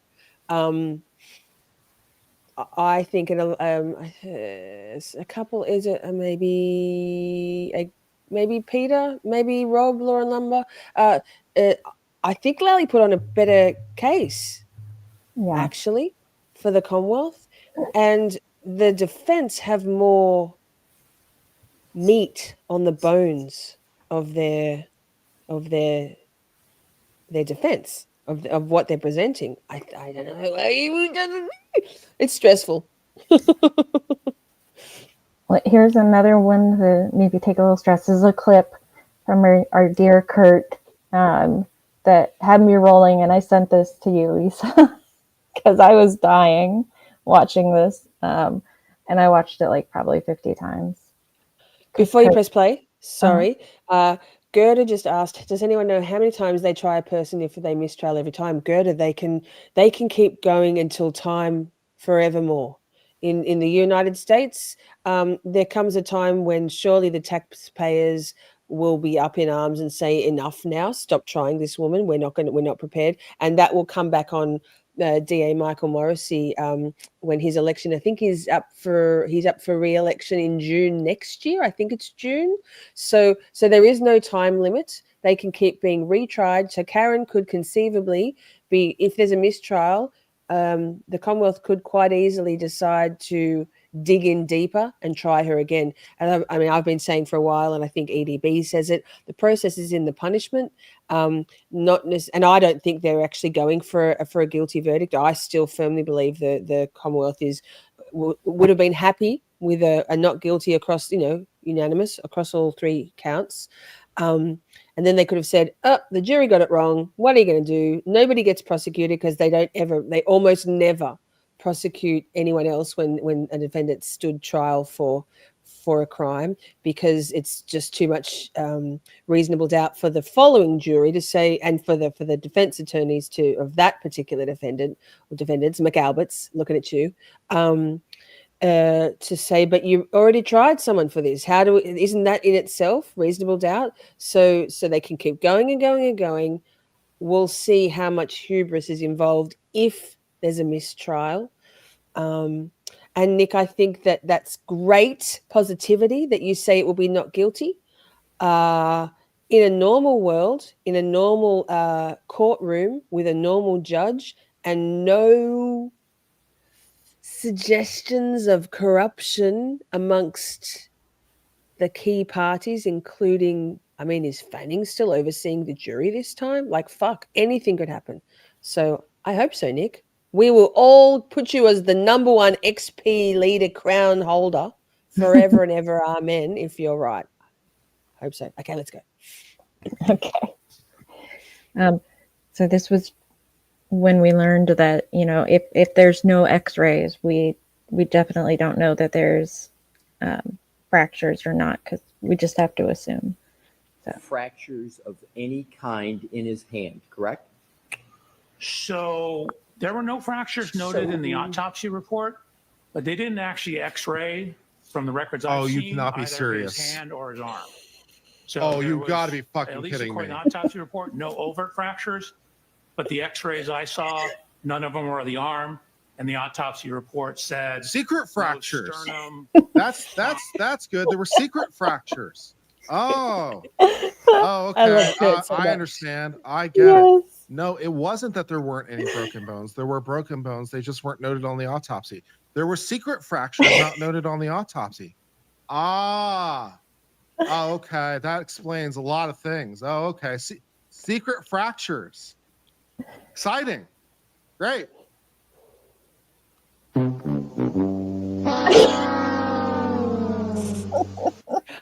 I watched that as well. Fine. The timing is so beautiful. Now, what was I going to say? Princey said the interviews were a huge mistake. You know what? I can see both sides of people. I don't think they were helpful for Karen in a lot of ways. You know, anything you say can and will be used against you. And look at what Hank's been putting on that marvelous variety show that's just so fractured and so clearly out of context. And I think he's been taunting, baiting and goading the defense to encourage Karen to take the stand in her own defense. It's going to be no from me. Interestingly, Andrea thinks she should. But also, without all of that media exposure for Karen, there's no way her defense fund would be over $1 million now. There's no way. So it's a weighing up the pros and cons. And I've said before, if it was me in Karen's shoes, I guarantee you, no Alan Jackson, no Bob Alessi, not even any David Yannetti or Liza Little with her cute little fringe bangs could have stopped me from speaking my truth to all who would listen. So I think there's no way that that they would have. It was a media campaign to drum up public support, and I think probably there's some things, cringy things. What Runkle says, you know, doesn't matter if you're innocent. Say nothing, because even though every single thing you might have said either to the detectives or to the media or to whomever is documenting your statements, out of court statements, if there's one sentence, and for Karen, what? How many clips have they showed? 20? I don't know. If there's one sentence or 20 sentences that can be taken out of context and used against you, they fucking will be. And here she is. But also, would she have been able to afford the experts that she's been able to afford without that media exposure? I don't know. I don't think it's binary. Nothing's binary in life. So totally that. Thanks for coming to my TED Talk. That's totally fair. So after fractures, you know, we had major unknowns and he can't give any specifics. So he can't really do a comparison. Some witnesses saw the Jeep, others didn't. So he just didn't consider the Jeep. It just wasn't a thing.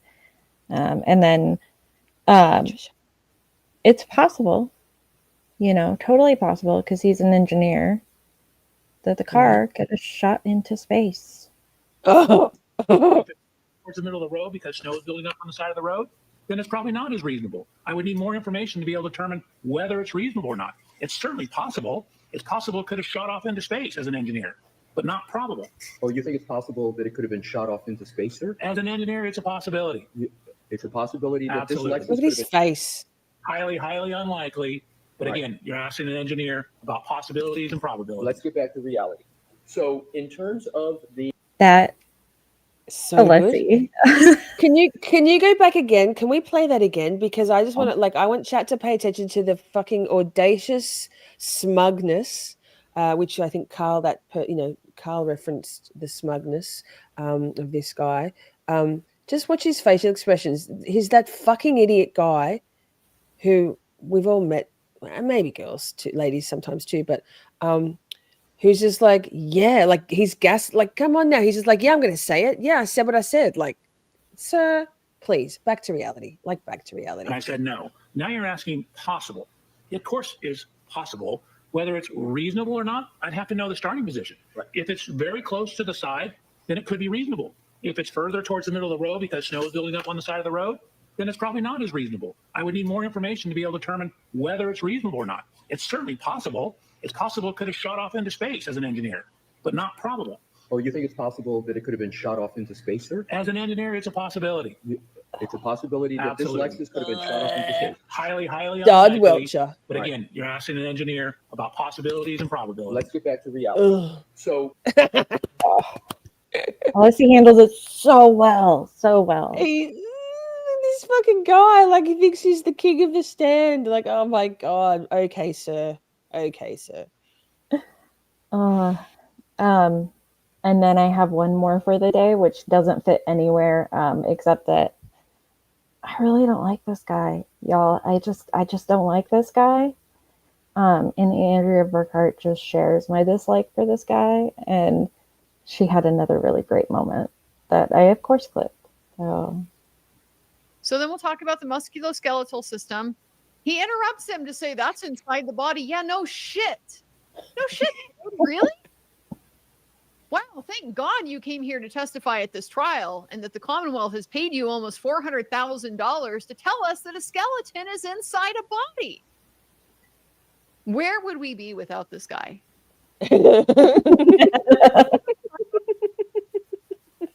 I hate that man. I truly hate him. Oh. He's The just- audacity, right, Seth? The audacity. Stephanie won. So yeah.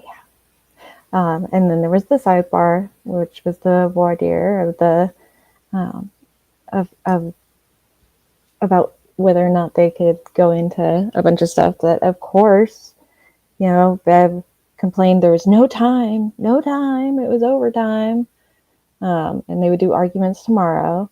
So they came in for arguments tomorrow, and, you know, Alessi talked about how Welcher adopted, you know, the reports from Scorty Bello and Trooper Paul and used stuff, and Brennan said, no, they can't do that. And Bev said, well, I'm just not going to allow it. So that was that one. Fucking Bev.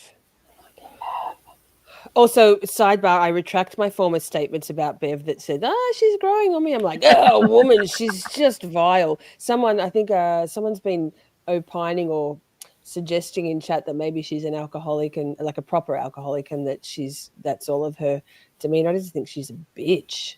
She's a bitch who's got friends in high places and friends in low places, Juliana Nagel. And yeah, wow. Nobody likes that guy. Yeah. She's the worst. The worst. Yeah, I remember when you said that, and it was like, I don't know if this is the problem, this one. Terry said, this is a new channel for me. Is the channel owner from MA? Well, hi, it's me. I'm the channel owner. Hi, I'm Miss Shorty. And my beautiful executive producer / friend / moderator, motion to screen what the fuck granted, is who put for this live stream. So she's the voice and the beautiful kitty cat avatar. But thanks for joining. What motion to screen what the fuck granted, that's her handle. She's not from MA either. Thank God for you. What the fuck?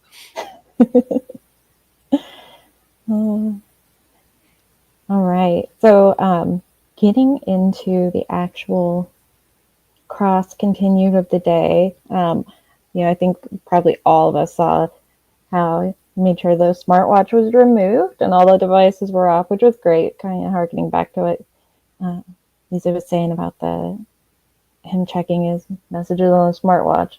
And then it was interesting that, Welcher was not aware of the glass on the bumper being the glass of the cup that was found. So going to brother counsel. But that was her ruling, and that's what they have to deal with. So we continued with Dr. Welcher on the stand, and the first thing that he brought out Robert Alessi, which is an interesting point here, is the fact that this glass that he was talking about some glass on the bumper and the glass that he was holding, actually, we know from previous testimony in this case, I think it was Christina Hanley, who said that the glass on the bumper is not consistent with the glass that John O'Keefe was holding. So that's just a point that he wants to bring out with Dr. Welcher right away. Oop, here we go. Morning, Dr. Welcher. Good morning. Do you know whether there was glass found on the bumper of Miss Reed's Lexus SUV? My understanding there was, yes. Did you reach a conclusion on whether the glass on the bumper came from the drinking glass that you assert Mr. O'Keefe was holding at the time of the alleged impact? I didn't have an opportunity to inspect the glass, but the glass was broken and there was glass on the bumper. That's all I know. So he acknowledges that all he knows is that there was glass on the scene and there was glass at the bumper. He doesn't know anything more than that. And so Robert Alessi goes down this avenue and he says, well, you reviewed the reports, and in the reports, Christina Hanley's report says that the glass is not the glass in the bumper was not consistent with the glass that he was holding. But then eventually he asked him, would that have affected his conclusions, opinions at all? And he said, no, that wouldn't have affected his conclusions anyway. But he did bring that point out. Then he moved on to the ring footage. He spoke a lot about this ring. I don't watch enough of Brother Council. I should watch more. You know why? I love long form content. This might not surprise anybody in chat. And his recaps are so short. I'm like, I want to watch longer. I like it longer, long and thick. Wait, why did I say that? Yeah. But he's always got some amazing insights. Good man. Yeah, he's definitely good to watch if you're just trying to catch up real quick. He does stream the whole thing, the whole day. Oh, does he? Oh, there you go. So good option there. All right. So then the next one is, I'm just going to show it, actually. But we have Runkle. Love Runkle. Runkle's so cute when he's on in his hammock or lying in the pillow in the hotel when he's talking to Lauren Lumber Rob on Friday nights. He's so sweet. They're adorable together. Yeah, No, you hang up. Tolerances are, in other words, the lowest to the highest. I believe it's around 1.25 inches. At one point in time I measured it. I don't remember off the top of my head. So you believe it's 1.25 inches up and 1.25 inches down? How do you apply the 1.25 inches? I recall the total being like 1.25 inches, but I measured it at one point in time. I just don't. Alessi asking him, how do you apply the 1.25 inches? That might not be the first time Welcher's been asked how he applies the 1.25 inches.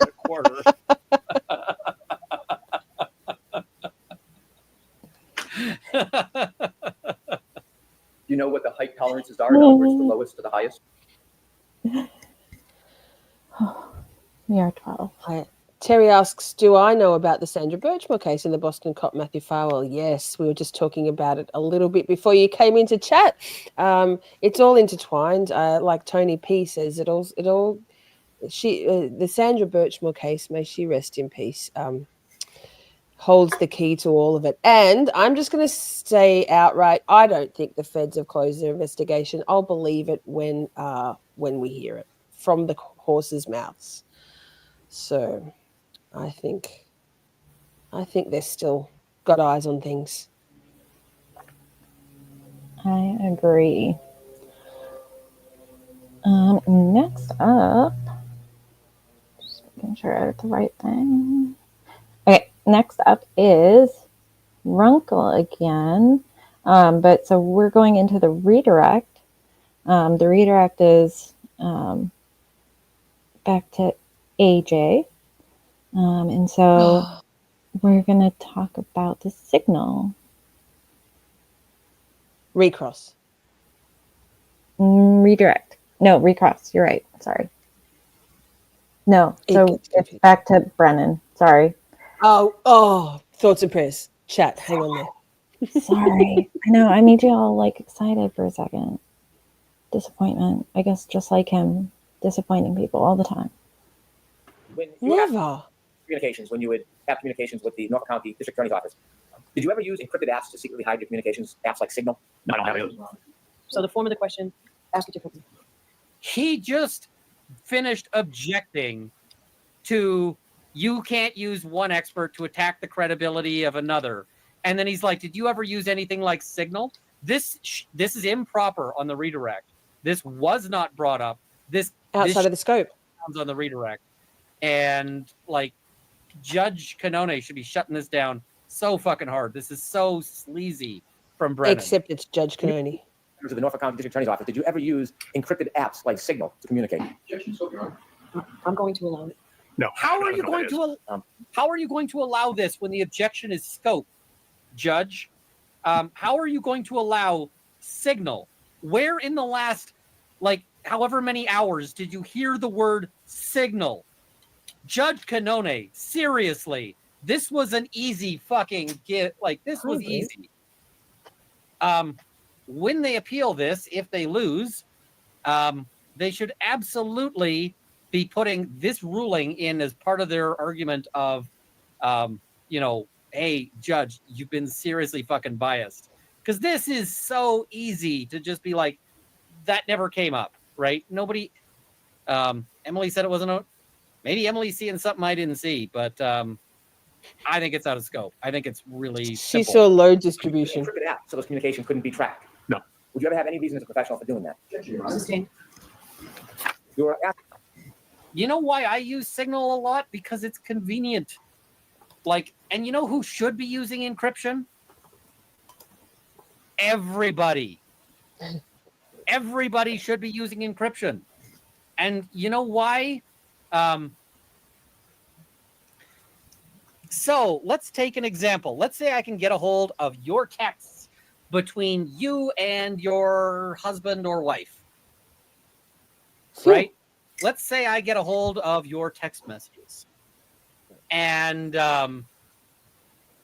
so having done that, I bet I could, like, if I had that, I bet that I could call up your spouse, if I had all of your text communications between you, and say something like, hey, I'm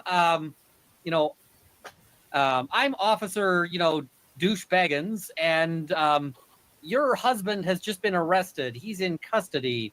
And, his bail, he's just been granted bail, but the bail is $10,000. And so the,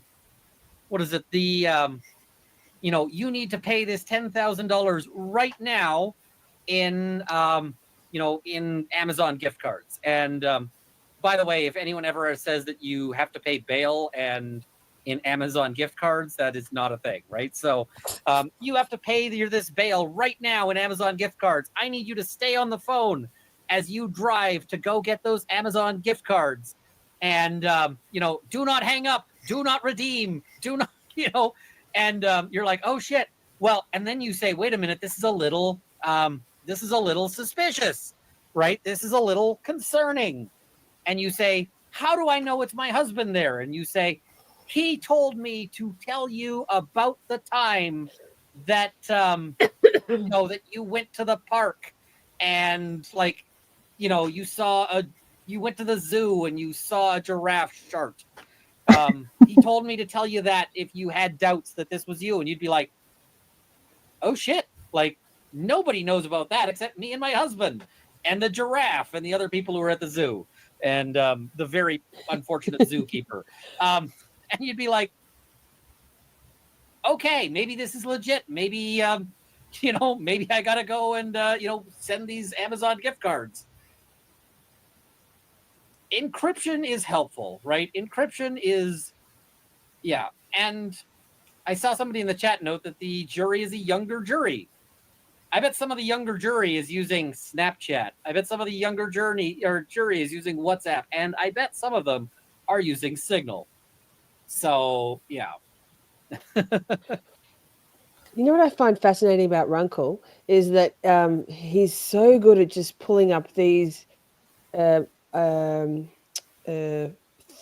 theoretical, like kind of, hypotheticals where he's so clever. He just pulls up, and they're always fun and relevant and spot on and very demonstrative of what he's trying to talk about. He's so clever. So clever. Agreed. So I have two more clips for this day. And what they are is, so we have on this day, the prosecution rested. And for this day, there was a really, really cool stream that Defense Diaries did with Mark Betterow, and they really sum up some amazing points. So we are going to go and do a couple clips from there.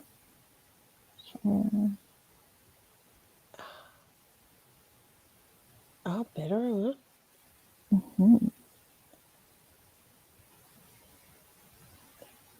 Maybe. So Defense Diaries and Betterow, a dream team. Yes. His demeanor was the worst I've ever seen in my life in an expert witness. And that goes with 26 years of doing this and watching this stuff. I've never seen anything like an expert who it goes out of his way to say, I have no dog in the fight, act like such an asshole. I mean, let's just call it what it is. He just acted like a complete dick. Okay. Yeah. And, you know, I don't think that's impressive. And I think also when you see what the defense experts are going to be and how professional they are, that just has such a bad look for the prosecution. And I also think that one of the things they did very effectively through Welcher was establish his confirmation bias, his reliance upon all this, what I would call non-science evidence. And they did a very effective way of really diluting what Brennan will try to do on cross with the ARCA guys, which is say, you didn't see this, you didn't see that. And these guys are going to say, yeah, you're right, I didn't need to, because what I'm governed by are something called the laws of physics. That's science, not, you know, whether two witnesses said Brian Higginson's Jeep was not there and one witness said it was, and then now he's in the role of fact-finding about credibility. That is the most unscientific analysis for an expert to do. So, you know, again, really, I don't know if the jury understands it right now. It's going to be up to them in summation to really fully establish. But, you know, as lawyers, as we look at it, I don't think it was very impressive at all. And I think ARCA, they'll be able to use ARCA to kind of bring it home as well. And then again, drive it home in summation. But going back to like what you say, you know, like the takeaway, I mean, my biggest takeaway, I said, all right, crumble up your entire shit and throw it out, because I'm sorry, you don't know that the suspension raises the vehicle 3 inches and then it drops 2 inches when it's turned off altogether. Like, how is it possible? It is your job. You literally went through all of your training and how amazing you are and how smart you are. You didn't think, you don't know enough about vehicles, the science you are testing to check the suspension. I mean, I'll tell you the truth. I wouldn't have known. I wouldn't have thought to check. So, I didn't think about it. I think that was devastating, obviously. But to me, the biggest takeaway substantively, and I say substantively because I think the biggest takeaway is the guy's a dick. I really think that really is. I mean, I really think that is the number one attitude is that, or you know, thing that the jury draws is that you told us you have no dog in the fight. You're just in here to tell what you know scientifically, and you're acting like such a jerk. That's not substance, but I think that jurors are real people. They see that. And I think especially when they see the ARCA people, they will also see that. I mean, in terms of substantively, what do you take away from this guy more than anything else? I don't know. I mean, you said he didn't really know the suspension issues. He certainly relied on a lot of non-scientific data.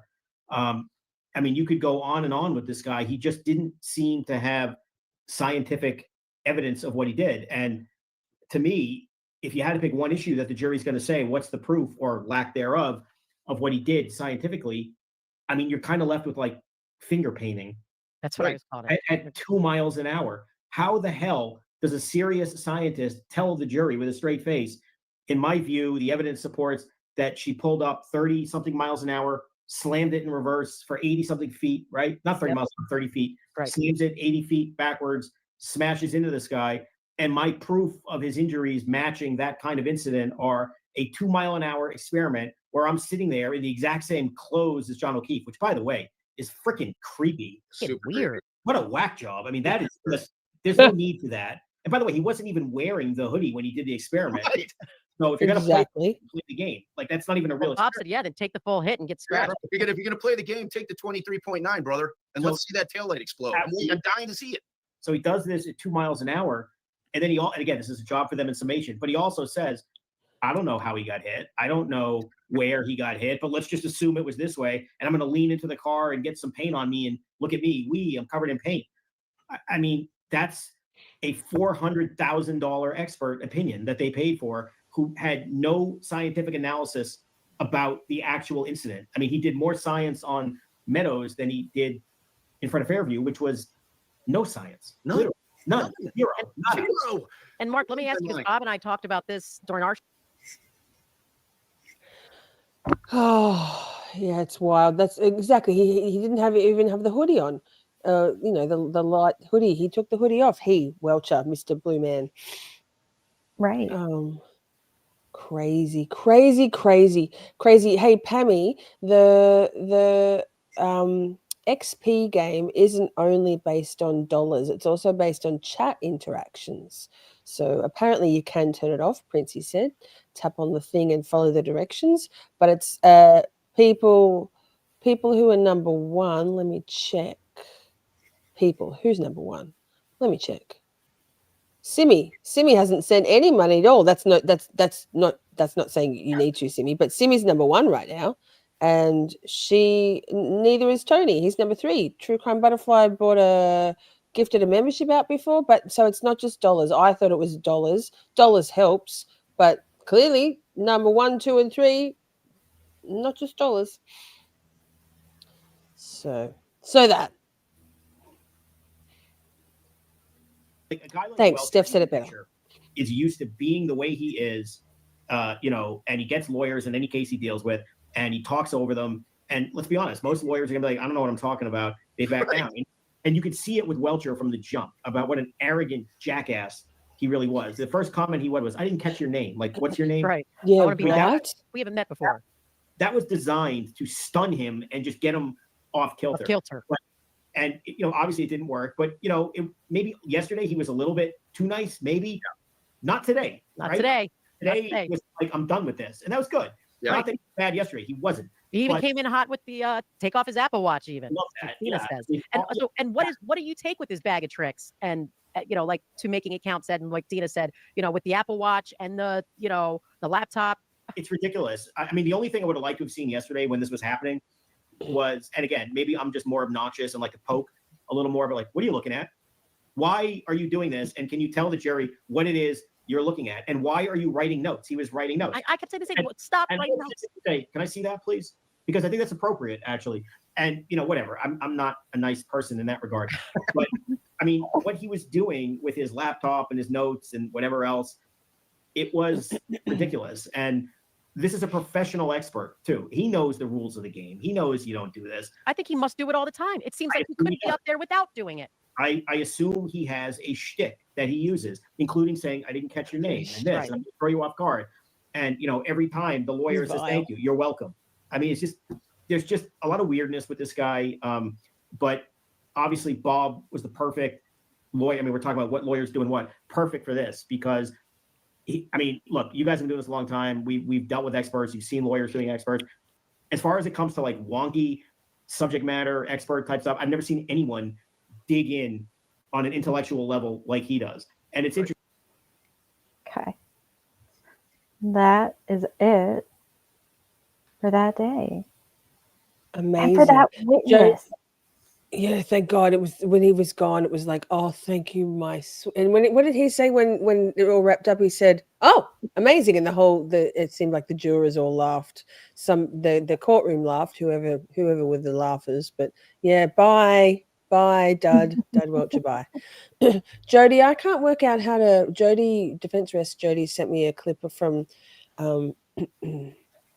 Rob Law and Lumber, but I'm so bad at computer shit. I can't work out how to open it. So sorry, Jody. Just me not being good at stuff like that. Wait. No, I haven't. So as you were, Miss What the Fuck. Just thank you, Jody, though. Okay. All right, so then we move into Friday, day 24. We finally moved into the yes, yes. And so before the jury came in, of course, we had our they call it required finding argument of not guilty. And I wrote that down because I thought it sounded weird, but it seems like everything in the Commonwealth sounds weird. And, Jackson did a valiant effort of trying to say that there was, trying to explain that there was no evidence of the collision. Hank said, "Yaha." And it was interesting. I was that was obviously the start of the day, and for me that was in the wee small hours of the night. For me, that was the middle of my sleeping, and so I think I woke up and I put Andrea on, and just to like I think some people fall asleep to you. I know you fall asleep to Carl Steinbeck. Yes. I've done that before. But Andrea's also like I keep the speed at regular speed, but I was trying to stay awake to listen, and I woke back up to hear Alan Jackson. And I thought, and I was like, this sounds like the opening statements from Alan. And in my sleepy delirium haze, I presumed that there must be some delay in court, perhaps a sidebar.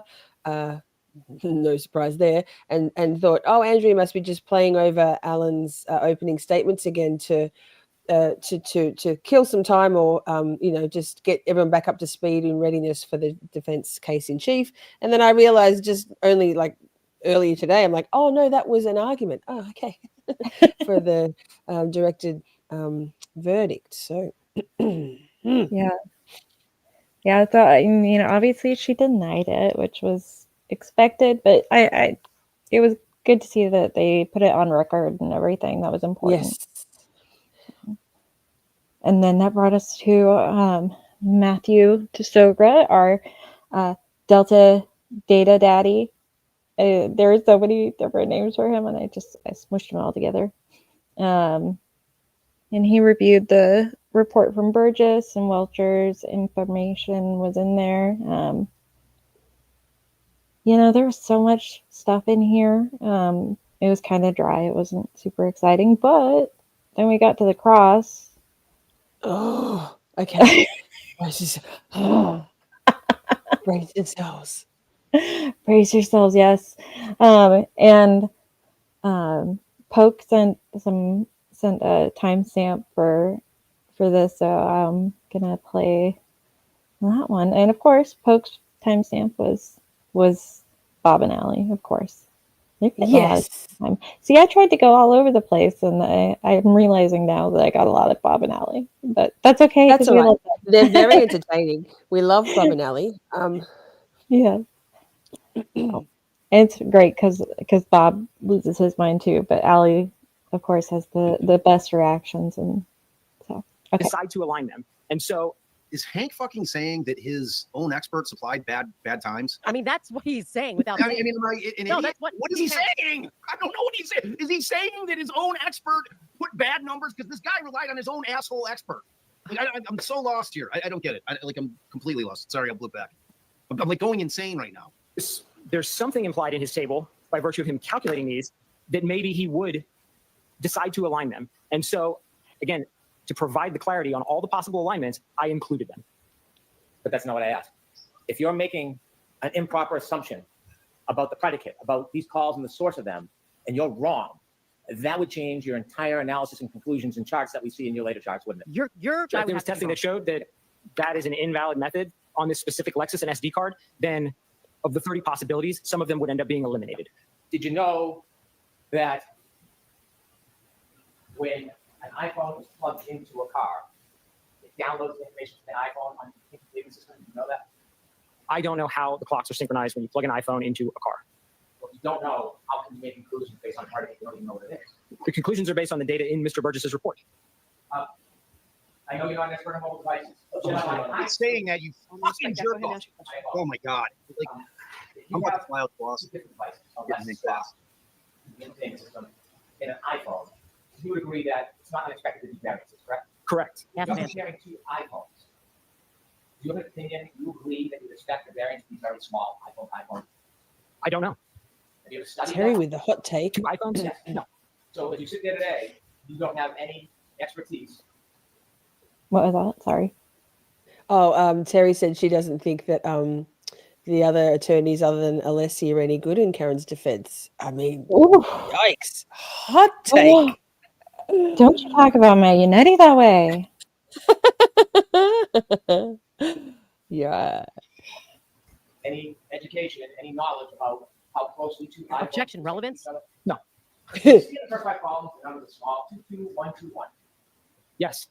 Would you agree iPhone to iPhone using the same source of time is generally going to be within 1 or 2 seconds of each other? No. Do you have any opinion about whether iPhones to iPhones will generally be within 1 to 2 Objection. seconds? Can I ask you Sustained. do you have an opinion on that? No. He's thinking. He's like, First what? five calls are iPhone to iPhone. Rather Yeah, Matt has the. I recognize that people are saying that because he's only been an expert witness before once, like this is his second time, so they're like, well, he's not practiced at his facial expressions and everything like that. But I love that. I mean, you can read his face so well. He's so well. But also, and despite those facial subtitles, he was so composed and so gracious and calm, and his ego didn't get in the way. Like perfect. I thought he was great. Yes, absolutely. the infotainment iPhone. Do you agree with all of your assumptions and conclusions are inaccurate? They're not iPhone to iPhone in the sense that column 1 came from the infotainment. The values were read from the SD card. So there's an assumption baked into it. What you're saying that when a phone is synchronized, the infotainment assumes the times of the phone, but we don't know whether the infotainment would adjust those times to its own clock or not. You're speculating, aren't you? We don't know. It wasn't tested. I don't know. Is the answer? I don't know. Ask your expert. I do not. Don't say we don't know. No, you don't know. No, you don't know. And your assumption on the first side, 1, 2, 2, 1, 2, 1. Oh my God. They're not his assumptions. Wrong about the fact it's infotainment iPhone. That means your expert was wrong, dipshit. I'll allow this. If the title of the first column had iPhone in it as well, then I would not have used it in my analysis. But that's not the question. I appreciate that. Why is she pause this? God damn it. Why is she letting him ask fucking questions that is not facts and evidence? I He is know. asking an invalid question. And I agree. like if this guy had been like a forever witness, what he would be saying is, well then, sir, your expert's information would have to be wrong. That's his information. And I'm sure that Alan's going to figure out some way to say that'll be objected to, but he'll get it in there. You know what I mean? He'll say the word somehow. And for But the she's- record, every time I've ever plugged my phone into a vehicle that's not mine, like initially, it asks whether or not I want to upload the data to the information. It doesn't happen like Hank's acting like it happened. Like, but all of this doesn't matter to me because this guy, if his numbers are wrong, that means his expert Burgess's numbers were wrong. He was going off. Like I'm so lost on this. I think that Alan needs to call for another sidebar and say, Your Honor, but he is putting forth a false premise. He's asking this witness, he's literally asking the witness, if you're wrong, aka my expert put the wrong information there, then all your shit is wrong. But there's no Garbage evidence in, that his garbage out. Look at that face. Look at Desorga's face right there. He just asked him, what if that was iPhone to iPhone? Well, that's not what your expert said it was. Why is the judge letting him ask the Hi, question? Shanwan. Thank you. Thank you, girl. Late, but you made it. Hi, everyone. Excellent. Don't forget, while we're paused, and I want to say that's maybe just Sorga's sex face, but I shouldn't say that part out loud, so I'm not going to say it. We did have our next live streams scheduled for now. However, because we're still going, I said to what the fuck, let's just do it in 2 hours. And she goes, yeah, good idea. And then here we are still. But so we've pushed it back by half an hour. In that one, we're going to start on YouTube for our pre-gaming before we go to Kick. On Kick, it's Miss Shorty Delight is my channel name. Yes, we're going to watch some of A Body in the Snow together because Kick is the Wild West and there are no copyright rules, so well, almost none. So that's what we're doing. But you reminded me, Shanwan, because you got your Kick set up all good and proper, so you can come in and watch. So thank you, Shanwan, for the super. And let's keep going. That is not based on fact. It's not iPhone to iPhone. And this is all beyond the scope of direct anyway. It's and facts, not in evidence. It's not fucking helping him anyway. They're not even like hypotheticals. Like, I mean, is he saying it hypothetical? Like, I just don't get it. I don't know what's happening here. My question is, if those first 5 calls were iPhone time to iPhone time, you mistakenly analyze them as infotainment time to Oh my iPhone God. time, then the rest of the assumptions and charts would be inaccurate, wouldn't they? Objection. See, I wouldn't be able to control myself. I'd say objection. It's his expert's information, and then they'd be like, no speaking objections. I'm like, oh, okay. At 5:21:36, do you know whether or not the defendant's Lexus was on? I don't recall if that one was an on or an off point. I don't want to guess. I don't recall. And so if you don't know if that was on or off, were you able to do an analysis whether this was phone to phone or infotainment to phone? Well, I did know. I just don't remember as I sit here. 5:30:31, do you know if the defendant's car was on? That one I know the vehicle was on. That's one timestamp on the infotainment system, 5:30:31, correct?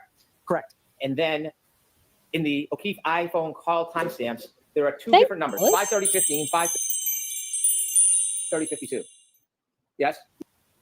Yes. Right. And do you appreciate that that is two separate calls, or do you think it's something different? I'm going to paraphrase, again, Mr. Birch's report as I recall it, in that he stated during the testing they did with the exemplar, calls placed in close succession would not necessarily both be logged in the infotainment. So as I understand this chart, what he's trying to say here is there were two calls placed, there were two call logs in Mr. O'Keefe's phone, but only one timestamp in the infotainment, and he couldn't determine which it corresponded to because of that observed behavior from testing. I'm asking if you know. I don't. Did you ever look at phone records for the defendant or for Mr. O'Keefe to make a determination whether these are two separate calls or not? Did you ever do that? No. This is all easy on redirect. If these are two separate calls, He just said they were. can you explain to us why there is one timestamp? He just told. He literally. Allie's losing her mind. It was observed. The exact behavior was observed during the exemplar testing by Aperture. I don't know why that happens. Why does the infotainment not log every call? I don't. But I know that it was documented that that is a feature of the system. This information was not taken from the exemplar here for what? This table, no. This information was taken from the infotainment system of the defendant's car. Is that true? Yes. And the phone calls were taken from Mr. O'Keefe's iPhone. Isn't that true? Yes. And so, you know why there would be two phone calls on one timestamp? He just said close succession. They don't. Beyond the testing, the exemplar testing that showed an exemplar vehicle did that. No, I don't know why it happens. Do you know that the infotainment system doesn't always capture all of the phone calls and the phone data in the download? Do you know that? Yes, I do know that. Sit down, Weasel D.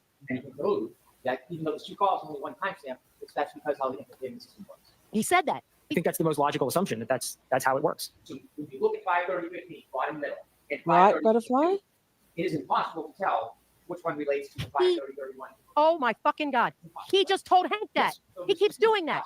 Pause it a second. Yes. One Because I'm is, reading it. Ellie. Go back a little. Hank keeps doing that. He keeps giving him the answer, and then Hank acts like he's asking him something that he did not already just say. And the expert's not the greatest at being like, well, I just said that. Like he said the first He time. actually did. He did just say, I just answered that, like at the beginning of this one.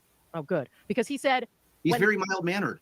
Right. When the calls are in close succession, for whatever reason that I don't know why, but there's the answer to Hank saying, do you know why? Well, I know that when they're in close succession, this happens.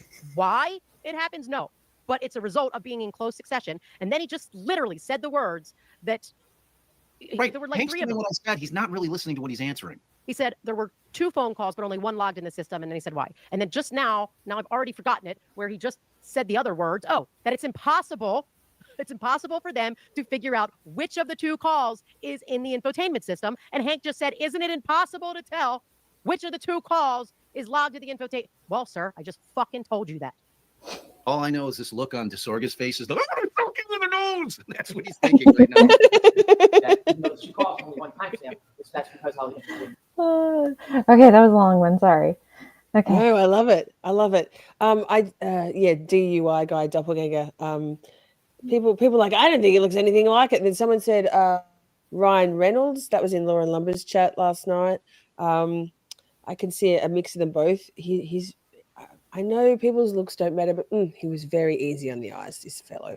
And it helped that he was lovely. If he was good looking in a douche canoe, nobody would have liked him. But It was definitely helpful seeing just somebody that looked like a human after all the people we've had lately. Yes. Okay, we got two more before we get to kind of me another vaping? one. Yes, me vaping, Karen. These are not weed vapes, they're nicotine vapes. If it was Ali vaping, I can't. Does Ali vape on screen now? I know she vapes. Does she do it on screen? Good. She always used to sneak and do little Melanie little not vaping. All right, this is a pretty quick one because she had a great reaction. report was May 8th? Yes. You provided your PowerPoint on May 25th? Correct. We saw the Did it date. take you that long for the calculations between when you got the report and May 25th to put together the new presentation?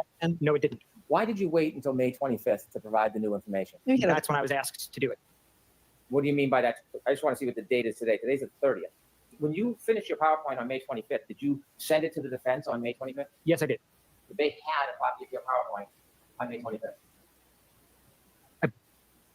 Don't be shy. No, I'm pretty Don't sure. be it was shy. 25th. Don't be a dick. How about don't be a dick? You turn it over in the middle of trial. You think maybe he has other clients? Maybe he's got other things going on. Maybe this isn't his only case.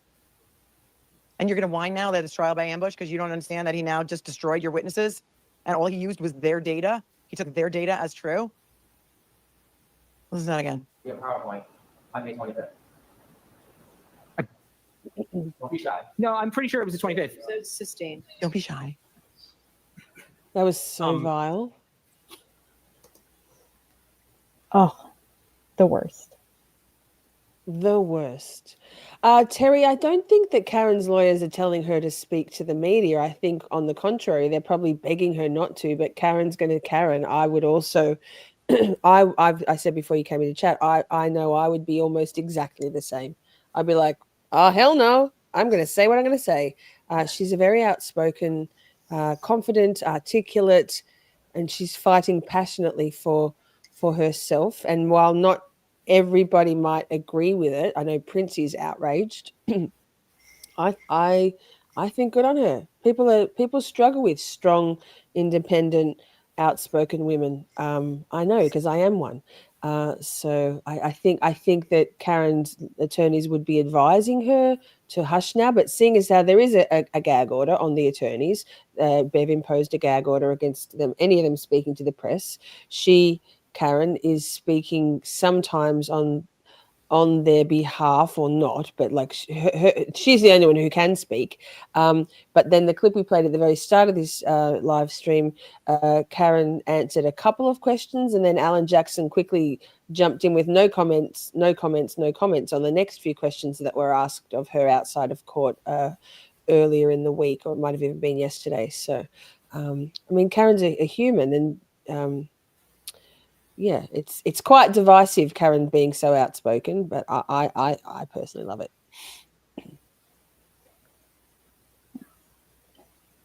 Okay.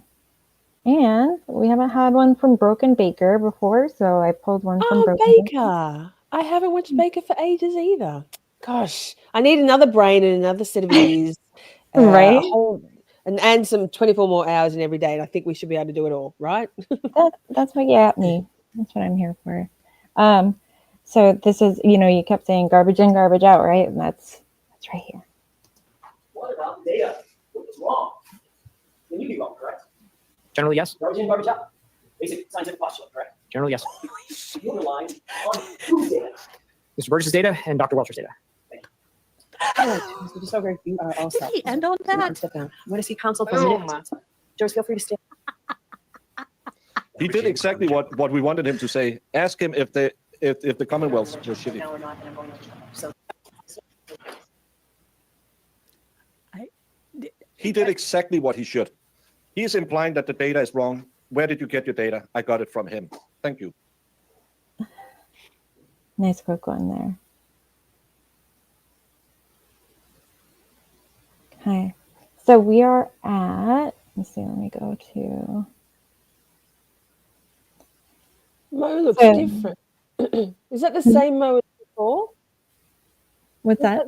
Mo on Broken Baker, was she that the same Mo as before? She looks different. Maybe she doesn't have her glasses on. Is that a different Mo? That's a different Mo. Different Mo. As you were. All right. So there is that kind of covers Matt, Sogra, but there is a sidebar. After the jury is dismissed, there was a voir dire of Jonathan Diamandis, whatever, who's a friend of Proctor, and Lisa said I could actually play this because it's got Yannetti in it, and it's just do it. And this one is actually from Microdots. Was the first one to share this, and I'm sure the trial channel probably already has it up now, but didn't when I was pulling it. So this one is from Microdots, which was interesting because that Richie put this up. Yes. That was a big compliment, Your Honor. Thank you. Good afternoon. Name and spell Oh, your. this is really fast. That was a big compliment, Your Honor. Thank you. Good afternoon. Would you please state your name and spell your last name? Jonathan Diamandis, Diamandis. You've also been here all day. Yes. Sorry for making you wait. No problem. Do you know former State Trooper Michael Proctor? I do. How do you know him? I've known him since middle school, probably the 6th grade. Grew up with him essentially? Grew up with him, been friends for 30 years. Okay, and if you just keep your voice up, Sure. Yeah. I'm sure other people can hear you, but this old Can guy. we turn off the fans and the air conditioning? Are they all off? We're just Fucking aircon and fans, none for you. None for you. So you say you've known him since middle school, elementary school? Yes. Graduated high school with him? Yes. And are you friends after high school as well? Yes. Do you have his cell phone number in your phone? I do. Have you texted with him over the years? I have. In fact, were you on a group text chain with him that lasted a number of years? Yes. I would like to show you a document, sir, and I'm going to ask you to read it to yourself, familiarize yourself with it, and then when you're done, look up at me. Okay. May I approach? Yes.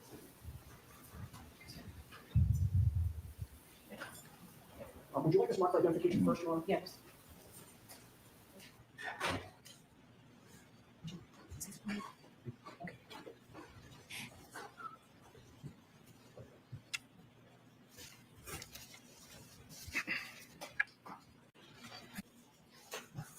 Viewed that entire document? Yes. Does that look familiar to you? Yes. What do you recognize it to be? It looks to be a text chain with a group of my friends that I grew up with. Okay. And so would all of those friends have been people that you went to high school with? Not all the same high school, but at the same time, some of us went to different schools. And you were friends during that era? Yes. And you've remained friends for how many years since then? I mean, we've been friends for 30 plus years, probably. Not as much Do you as know you do. precisely when that text chain started? I do not know when the text chain started. Months? No one loves him as much as I do. Definitely years. In other words, there's a start time and an end time to that, but the text chain started before the start time that's listed on that document? That's correct. Now, I'd like to ask you about 5 different categories of information that allow you to identify. Can you please press pause for a sec? What the fuck? Excuse me. Britt says he sounds honest so far. So here's the thing, and his furrowed brow, his body language, he's moving in his seat. He's so clearly, so deeply uncomfortable. I'm really proud of this guy. Like, obviously he was subpoenaed and he brought his attorney with him, but then that's fine. As is his right. Again, I think it was Andrea who said, if you're subpoenaed, in my opinion, you should get an attorney straight away. Same as being, questioned by the popo. But this is a guy who's been friends with Michael Proctor since middle school, and that friendship, I can imagine, will probably be in ruins after this. I mean, no great loss, let's be honest. But I really think it's important for us to showcase this voir dire. And I think kudos to him. Obviously, he had no choice being subpoenaed. I suppose he could have pled the 5th, but not really, because it's nothing to incriminate him. So no, he couldn't have. And bravo to you, sir. And Terry said they don't think that this witness will be allowed in. I think he will. And then Karen, you said that Proctor is a better person to call than this guy. Well, Nan Gallagher,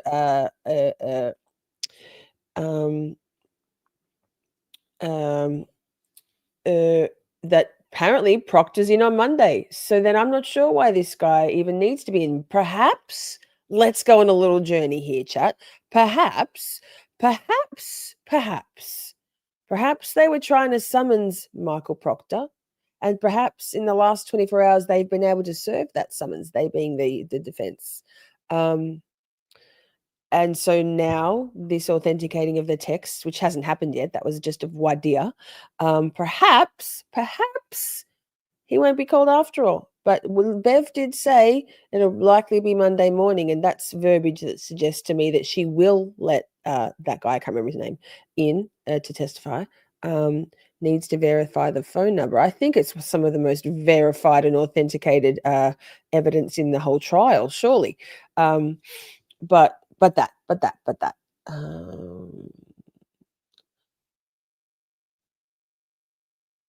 No, there was an attorney that Bev asked if he'd make sure his client was there. Yes, it was that guy's attorney. His attorney was in the house, and Bev made sure to ask that attorney to make sure that his client, that friend, would be there when they needed him. Yes.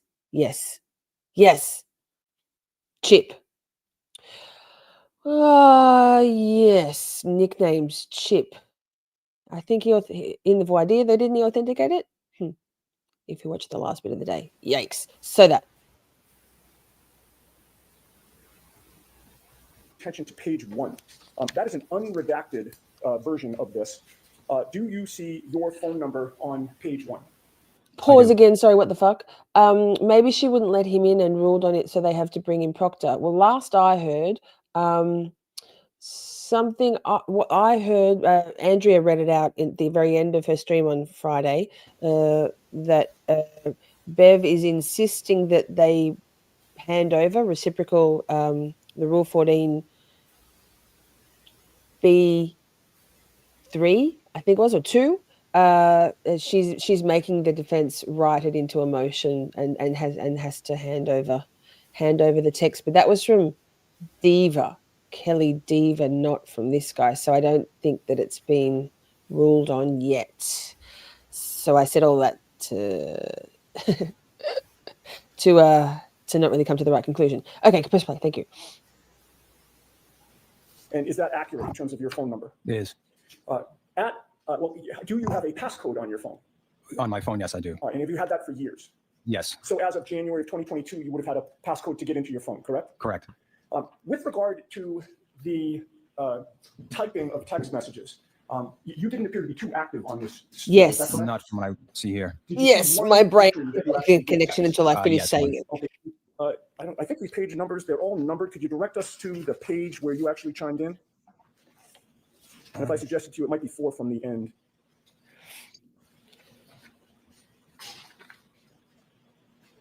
And you don't have to read the actual text, sir. I just want to. Sure. I'm just trying to locate it. Yes, I see it. Okay. And the time of that, a date and time of that text as it's reflected on this document? February 2nd, 2022, 12:38 p.m. Okay. And what you type. Oh, I'm sorry. It's for the record. It's on page. Oh.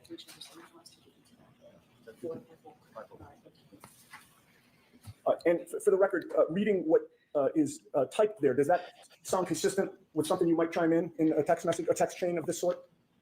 It could be. I have no memory of actually typing it, but sure, that's not something. It could have been something that I would say. Yeah. At the very last line of that text, do you mention somebody's nickname? Yes. And what nickname is that? Chip. And whom do you know as Chip? Michael Proctor. Now, pause, please, Ms. New Storm. Kelly Beaver is, I believe, she's the one who was the took the court. She was worked for. Okay, I'm gonna just pulling it out of my brain recesses. I'm pretty sure Kelly Beaver is the one who was fired. She was the call taker, not Lanka, the other call taker, and told someone. Did she tell dispatch? Thank you, dispatch. She was on dispatch, and she was fired. She's a Canton cop. There it is. So she was fired or removed from her position or reprimanded or something like that for talking to the defense, I believe, who saw Proctor with the fucking tail light, right, and spoke up. I think she's a bit of a whistleblower. Oh, is that the chick who comes into the room and walks out again? I thought that was Helena Rafferty in the Sally Port video. What do you think? What the fuck? Do you know? I don't know about that. I think we're gonna find out more soon. And I think there's a lot of suspicion. I think we'll find out though really soon more. As in like in 2 days. Yes. I can't wait. I know it's exciting to see it, and I do think you're right on about the. It's probably likely that Bev is going to deny the motions to allow this gentleman to speak, and that's probably why they got Proctor. If that Honestly, yeah, you're probably right. I think that Proctor's. I think from what I've heard from Kurt from Uncivil Law, from Andrea, from Runkle, from Law and Lumber Rob. I haven't watched EDB for a bit, but I feel like in the recesses again of my mind, EDB's also said calling Proctor is win-win for the defense and the Commonwealth. There's no he will be a revolting boogeyman on the stand. He's as vile in person. It doesn't matter if he holds his hand in his hat and rings it like the poor little kitten in Puss in Boots. It doesn't matter. There's no undemonizing that vile human. So I think they're fine. I agree. I think the only issues that there might be is the fact that, then Hank gets to do the cross and gets to lead, but you know what? He leads no matter what is the reality. He's going to lead no matter what. So and she'll let him. So and the other thing is that the other thing is that no matter what they do, it's always stacked against them. And so bringing him in, I think, is the right thing to do. He's, seeing him out there was what pushed some of the jurors that were not guilty voters. He was one of the reasons they voted not guilty. So I think it's a good move. So. Color said, Lisa, but in a normal court, it is win-win. But since Hank can basically say anything weird ass shit on the cross is the problem. Yes, but I think Proctor is so problematic. He's so problematic. His conduct, the way he presents on stand. I mean, he looks like a giant penis, and he behaves like one too. Like he's just a dick. So I think. I mean, they can't. The defense has to. I think the defense has to call Proctor purely because he was almost the key. He was the linchpin in Alan Jackson's entire opening statements. If they don't, that's a promise. They made promises in those opening statements. Alan Jackson, the defense. If they don't call Proctor, then that's a on for the jury. Like, well, you promised us this in your opening statements, and where is it? If you don't deliver on the things you say, and they spoke about him a lot. Yeah. Anyway, and also selfishly, don't we all want to see that? Like, we haven't had any of them. We haven't had any of them except Jennifer McCabe. Come on, please, just for us. Absolutely. Hey, looking at the time, I'm going to skip to a certain part of this, and then we can maybe start closing out with the other one. That's a great idea. I've got OnlyFan queued up as our outro before there's a portal. So stay in chat, by the way. And we're going to head over to a new stream briefly on YouTube to get ready for heading to Kick to watch some of the first couple of parts of episodes of A Body in the Snow, Karen's most recent docuseries, which will outrage Princey more, I guess. Okay. All right. So they've gone through everything. They've authenticated. There's been arguments. Hank's gotten up and said it's the wrong witness, basically. And now we're going to my love, Yannetti. Once the value, they should call Michael Proctor. Okay. Yannetti, do you want to respond? I know we always make I won't belabor the points. I would state the following very No, succinctly as I can, which is, yes, it goes to bias, but it also goes to the adequacy of the evaluation. The two concepts are intertwined. If you're biased or exhibit bias, the defense should be able to argue that the investigation was not adequate. I would note Mr. Brennan is not sitting at defense counsel table in this case. We appreciate the offer to help us with strategy about which witness we should call, but that's solely the province of the defense to determine which witness we want to use to authenticate and admit text messages. That's our choice. And we should not be deprived of that choice because Mr. Brennan thinks there's a better witness that should have introduced the text messages. There is no rule. There's no best witness rule in this case. I believe my co-counsel has already made that argument in another circumstance. His arguments, Mr. Brennan's arguments, go to the weight, not the admissibility. He is fully entitled to cross-examine this witness about all of the points that he raises. And in conclusion, Your Honor, He complains that we have not called Michael Proctor. I think that's the whole impetus for this objection, so that we will call in a witness that they do not have confidence in to call themselves. It's unheard of in a murder case that you don't call the lead investigator, but that's what's happened in this case. We should not be forced to call Michael Proctor so that Mr. Brennan can then cross-examine him and lead him through basically his entire closing argument. He is entitled to call Mr. Proctor in rebuttal. He has every right to call Mr. Proctor again. I would Go, recommend- Unity. Okay. And just love. How much do you love him now? Motion to screen. What the fuck, granted? It's your man. He's perfect. He's perfect. What can I say? He's perfect. All right, my dear. I'm gonna let you close out.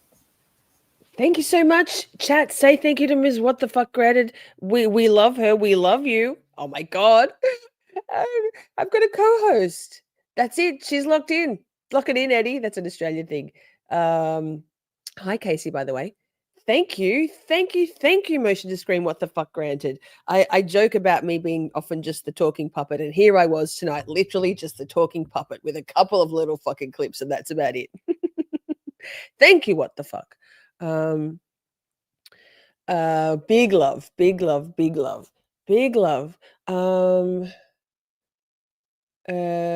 Akasha says, I still feel that there is some reason that the defense does not want to call Proctor that we are not aware of. Yes, I think he might have been evading the summons. I have a feeling that they might have finally got him. Perhaps he was on, perhaps his, whatever job he's doing these days had taken him out of town. Perhaps he's a traveling salesman now, selling his fucking balloon knot. Lol. Thank you, Motion. I would call him just for funsies. Yeah, everyone I've heard says yes, call Proctor. It's win-win. I don't think he said that. I think my interpretation of Unetti was that Unetti was saying, thanks, we'll do our strategy. Thanks, but we'll do our strategy. Anyway. Okay. Hi. Yay. Look, she's so good at everything. Girl, when I grow up, I want to be motion to screen. What the fuck, granddad? Literally. What's a lot lizard? Oh, wait, I feel like I might know. After your Boston steamer comment last night, Tony, I'm terrified to ask. Pammy says, yes, I think he was evading, and the defense are calling the next best thing pertaining to the chat thread. Well, yes, although we did have Nan G. Gallagher, Lawferio. Anyway, she came in the chat earlier, which was kind of cool. And yes, it was the real Nan, because I happened to stop in very briefly to Tom CPU chat today and saw that she's one of their mods, and that's her handle. So that's that. That's also her handle on Twitter. So it was definitely her. She said that Proctor's being called on Monday, and there's photos of Nan with Karen and is it Liza or Alan? Anyway, from the last couple of days on the Twitters. So. Now, I think Lot Lizard. Okay, yes, that's what I thought. That's not nearly as bad as Boston Steamer, let's be honest. Me being a former sex worker, not in a parking lot, but you know. Chat, there's a portal set up. We're going to go out with OnlyFans. Thank you so much, you all XP competitors. I'm glad we've died down a little bit on the competitiveness of XP, but so come on over. We're going to start on YouTube, and then we're going to head over to Kick. Hey, money is money. Yes. Fuck Hank and Bev. Excuse my language. You are excused, Terry. We love that kind of shit around here. Strongly agree. Yay. Yes. So let's go out with OnlyFans. Thank you, Motion to Screen. What the fuck, Brandon? Thank you, mods. Thank you, chat. Thank you, shorties. Thank you for the super chats, the super stickers, the gifted memberships, your beautiful comments, your fun, your engagement, your knowledge. I love you all very much, but we'll save Chatty's Bay for the end of the next stream. Here's one of my songs. Let me just change this here background thingo to be this. And I'll see you all. Buckle up. There's a redirect. You don't have to go anywhere. colors. I hope you don't get lost along the way. Oh, I love you all. Mwah. Free Karen Reed. Free Karen Reed.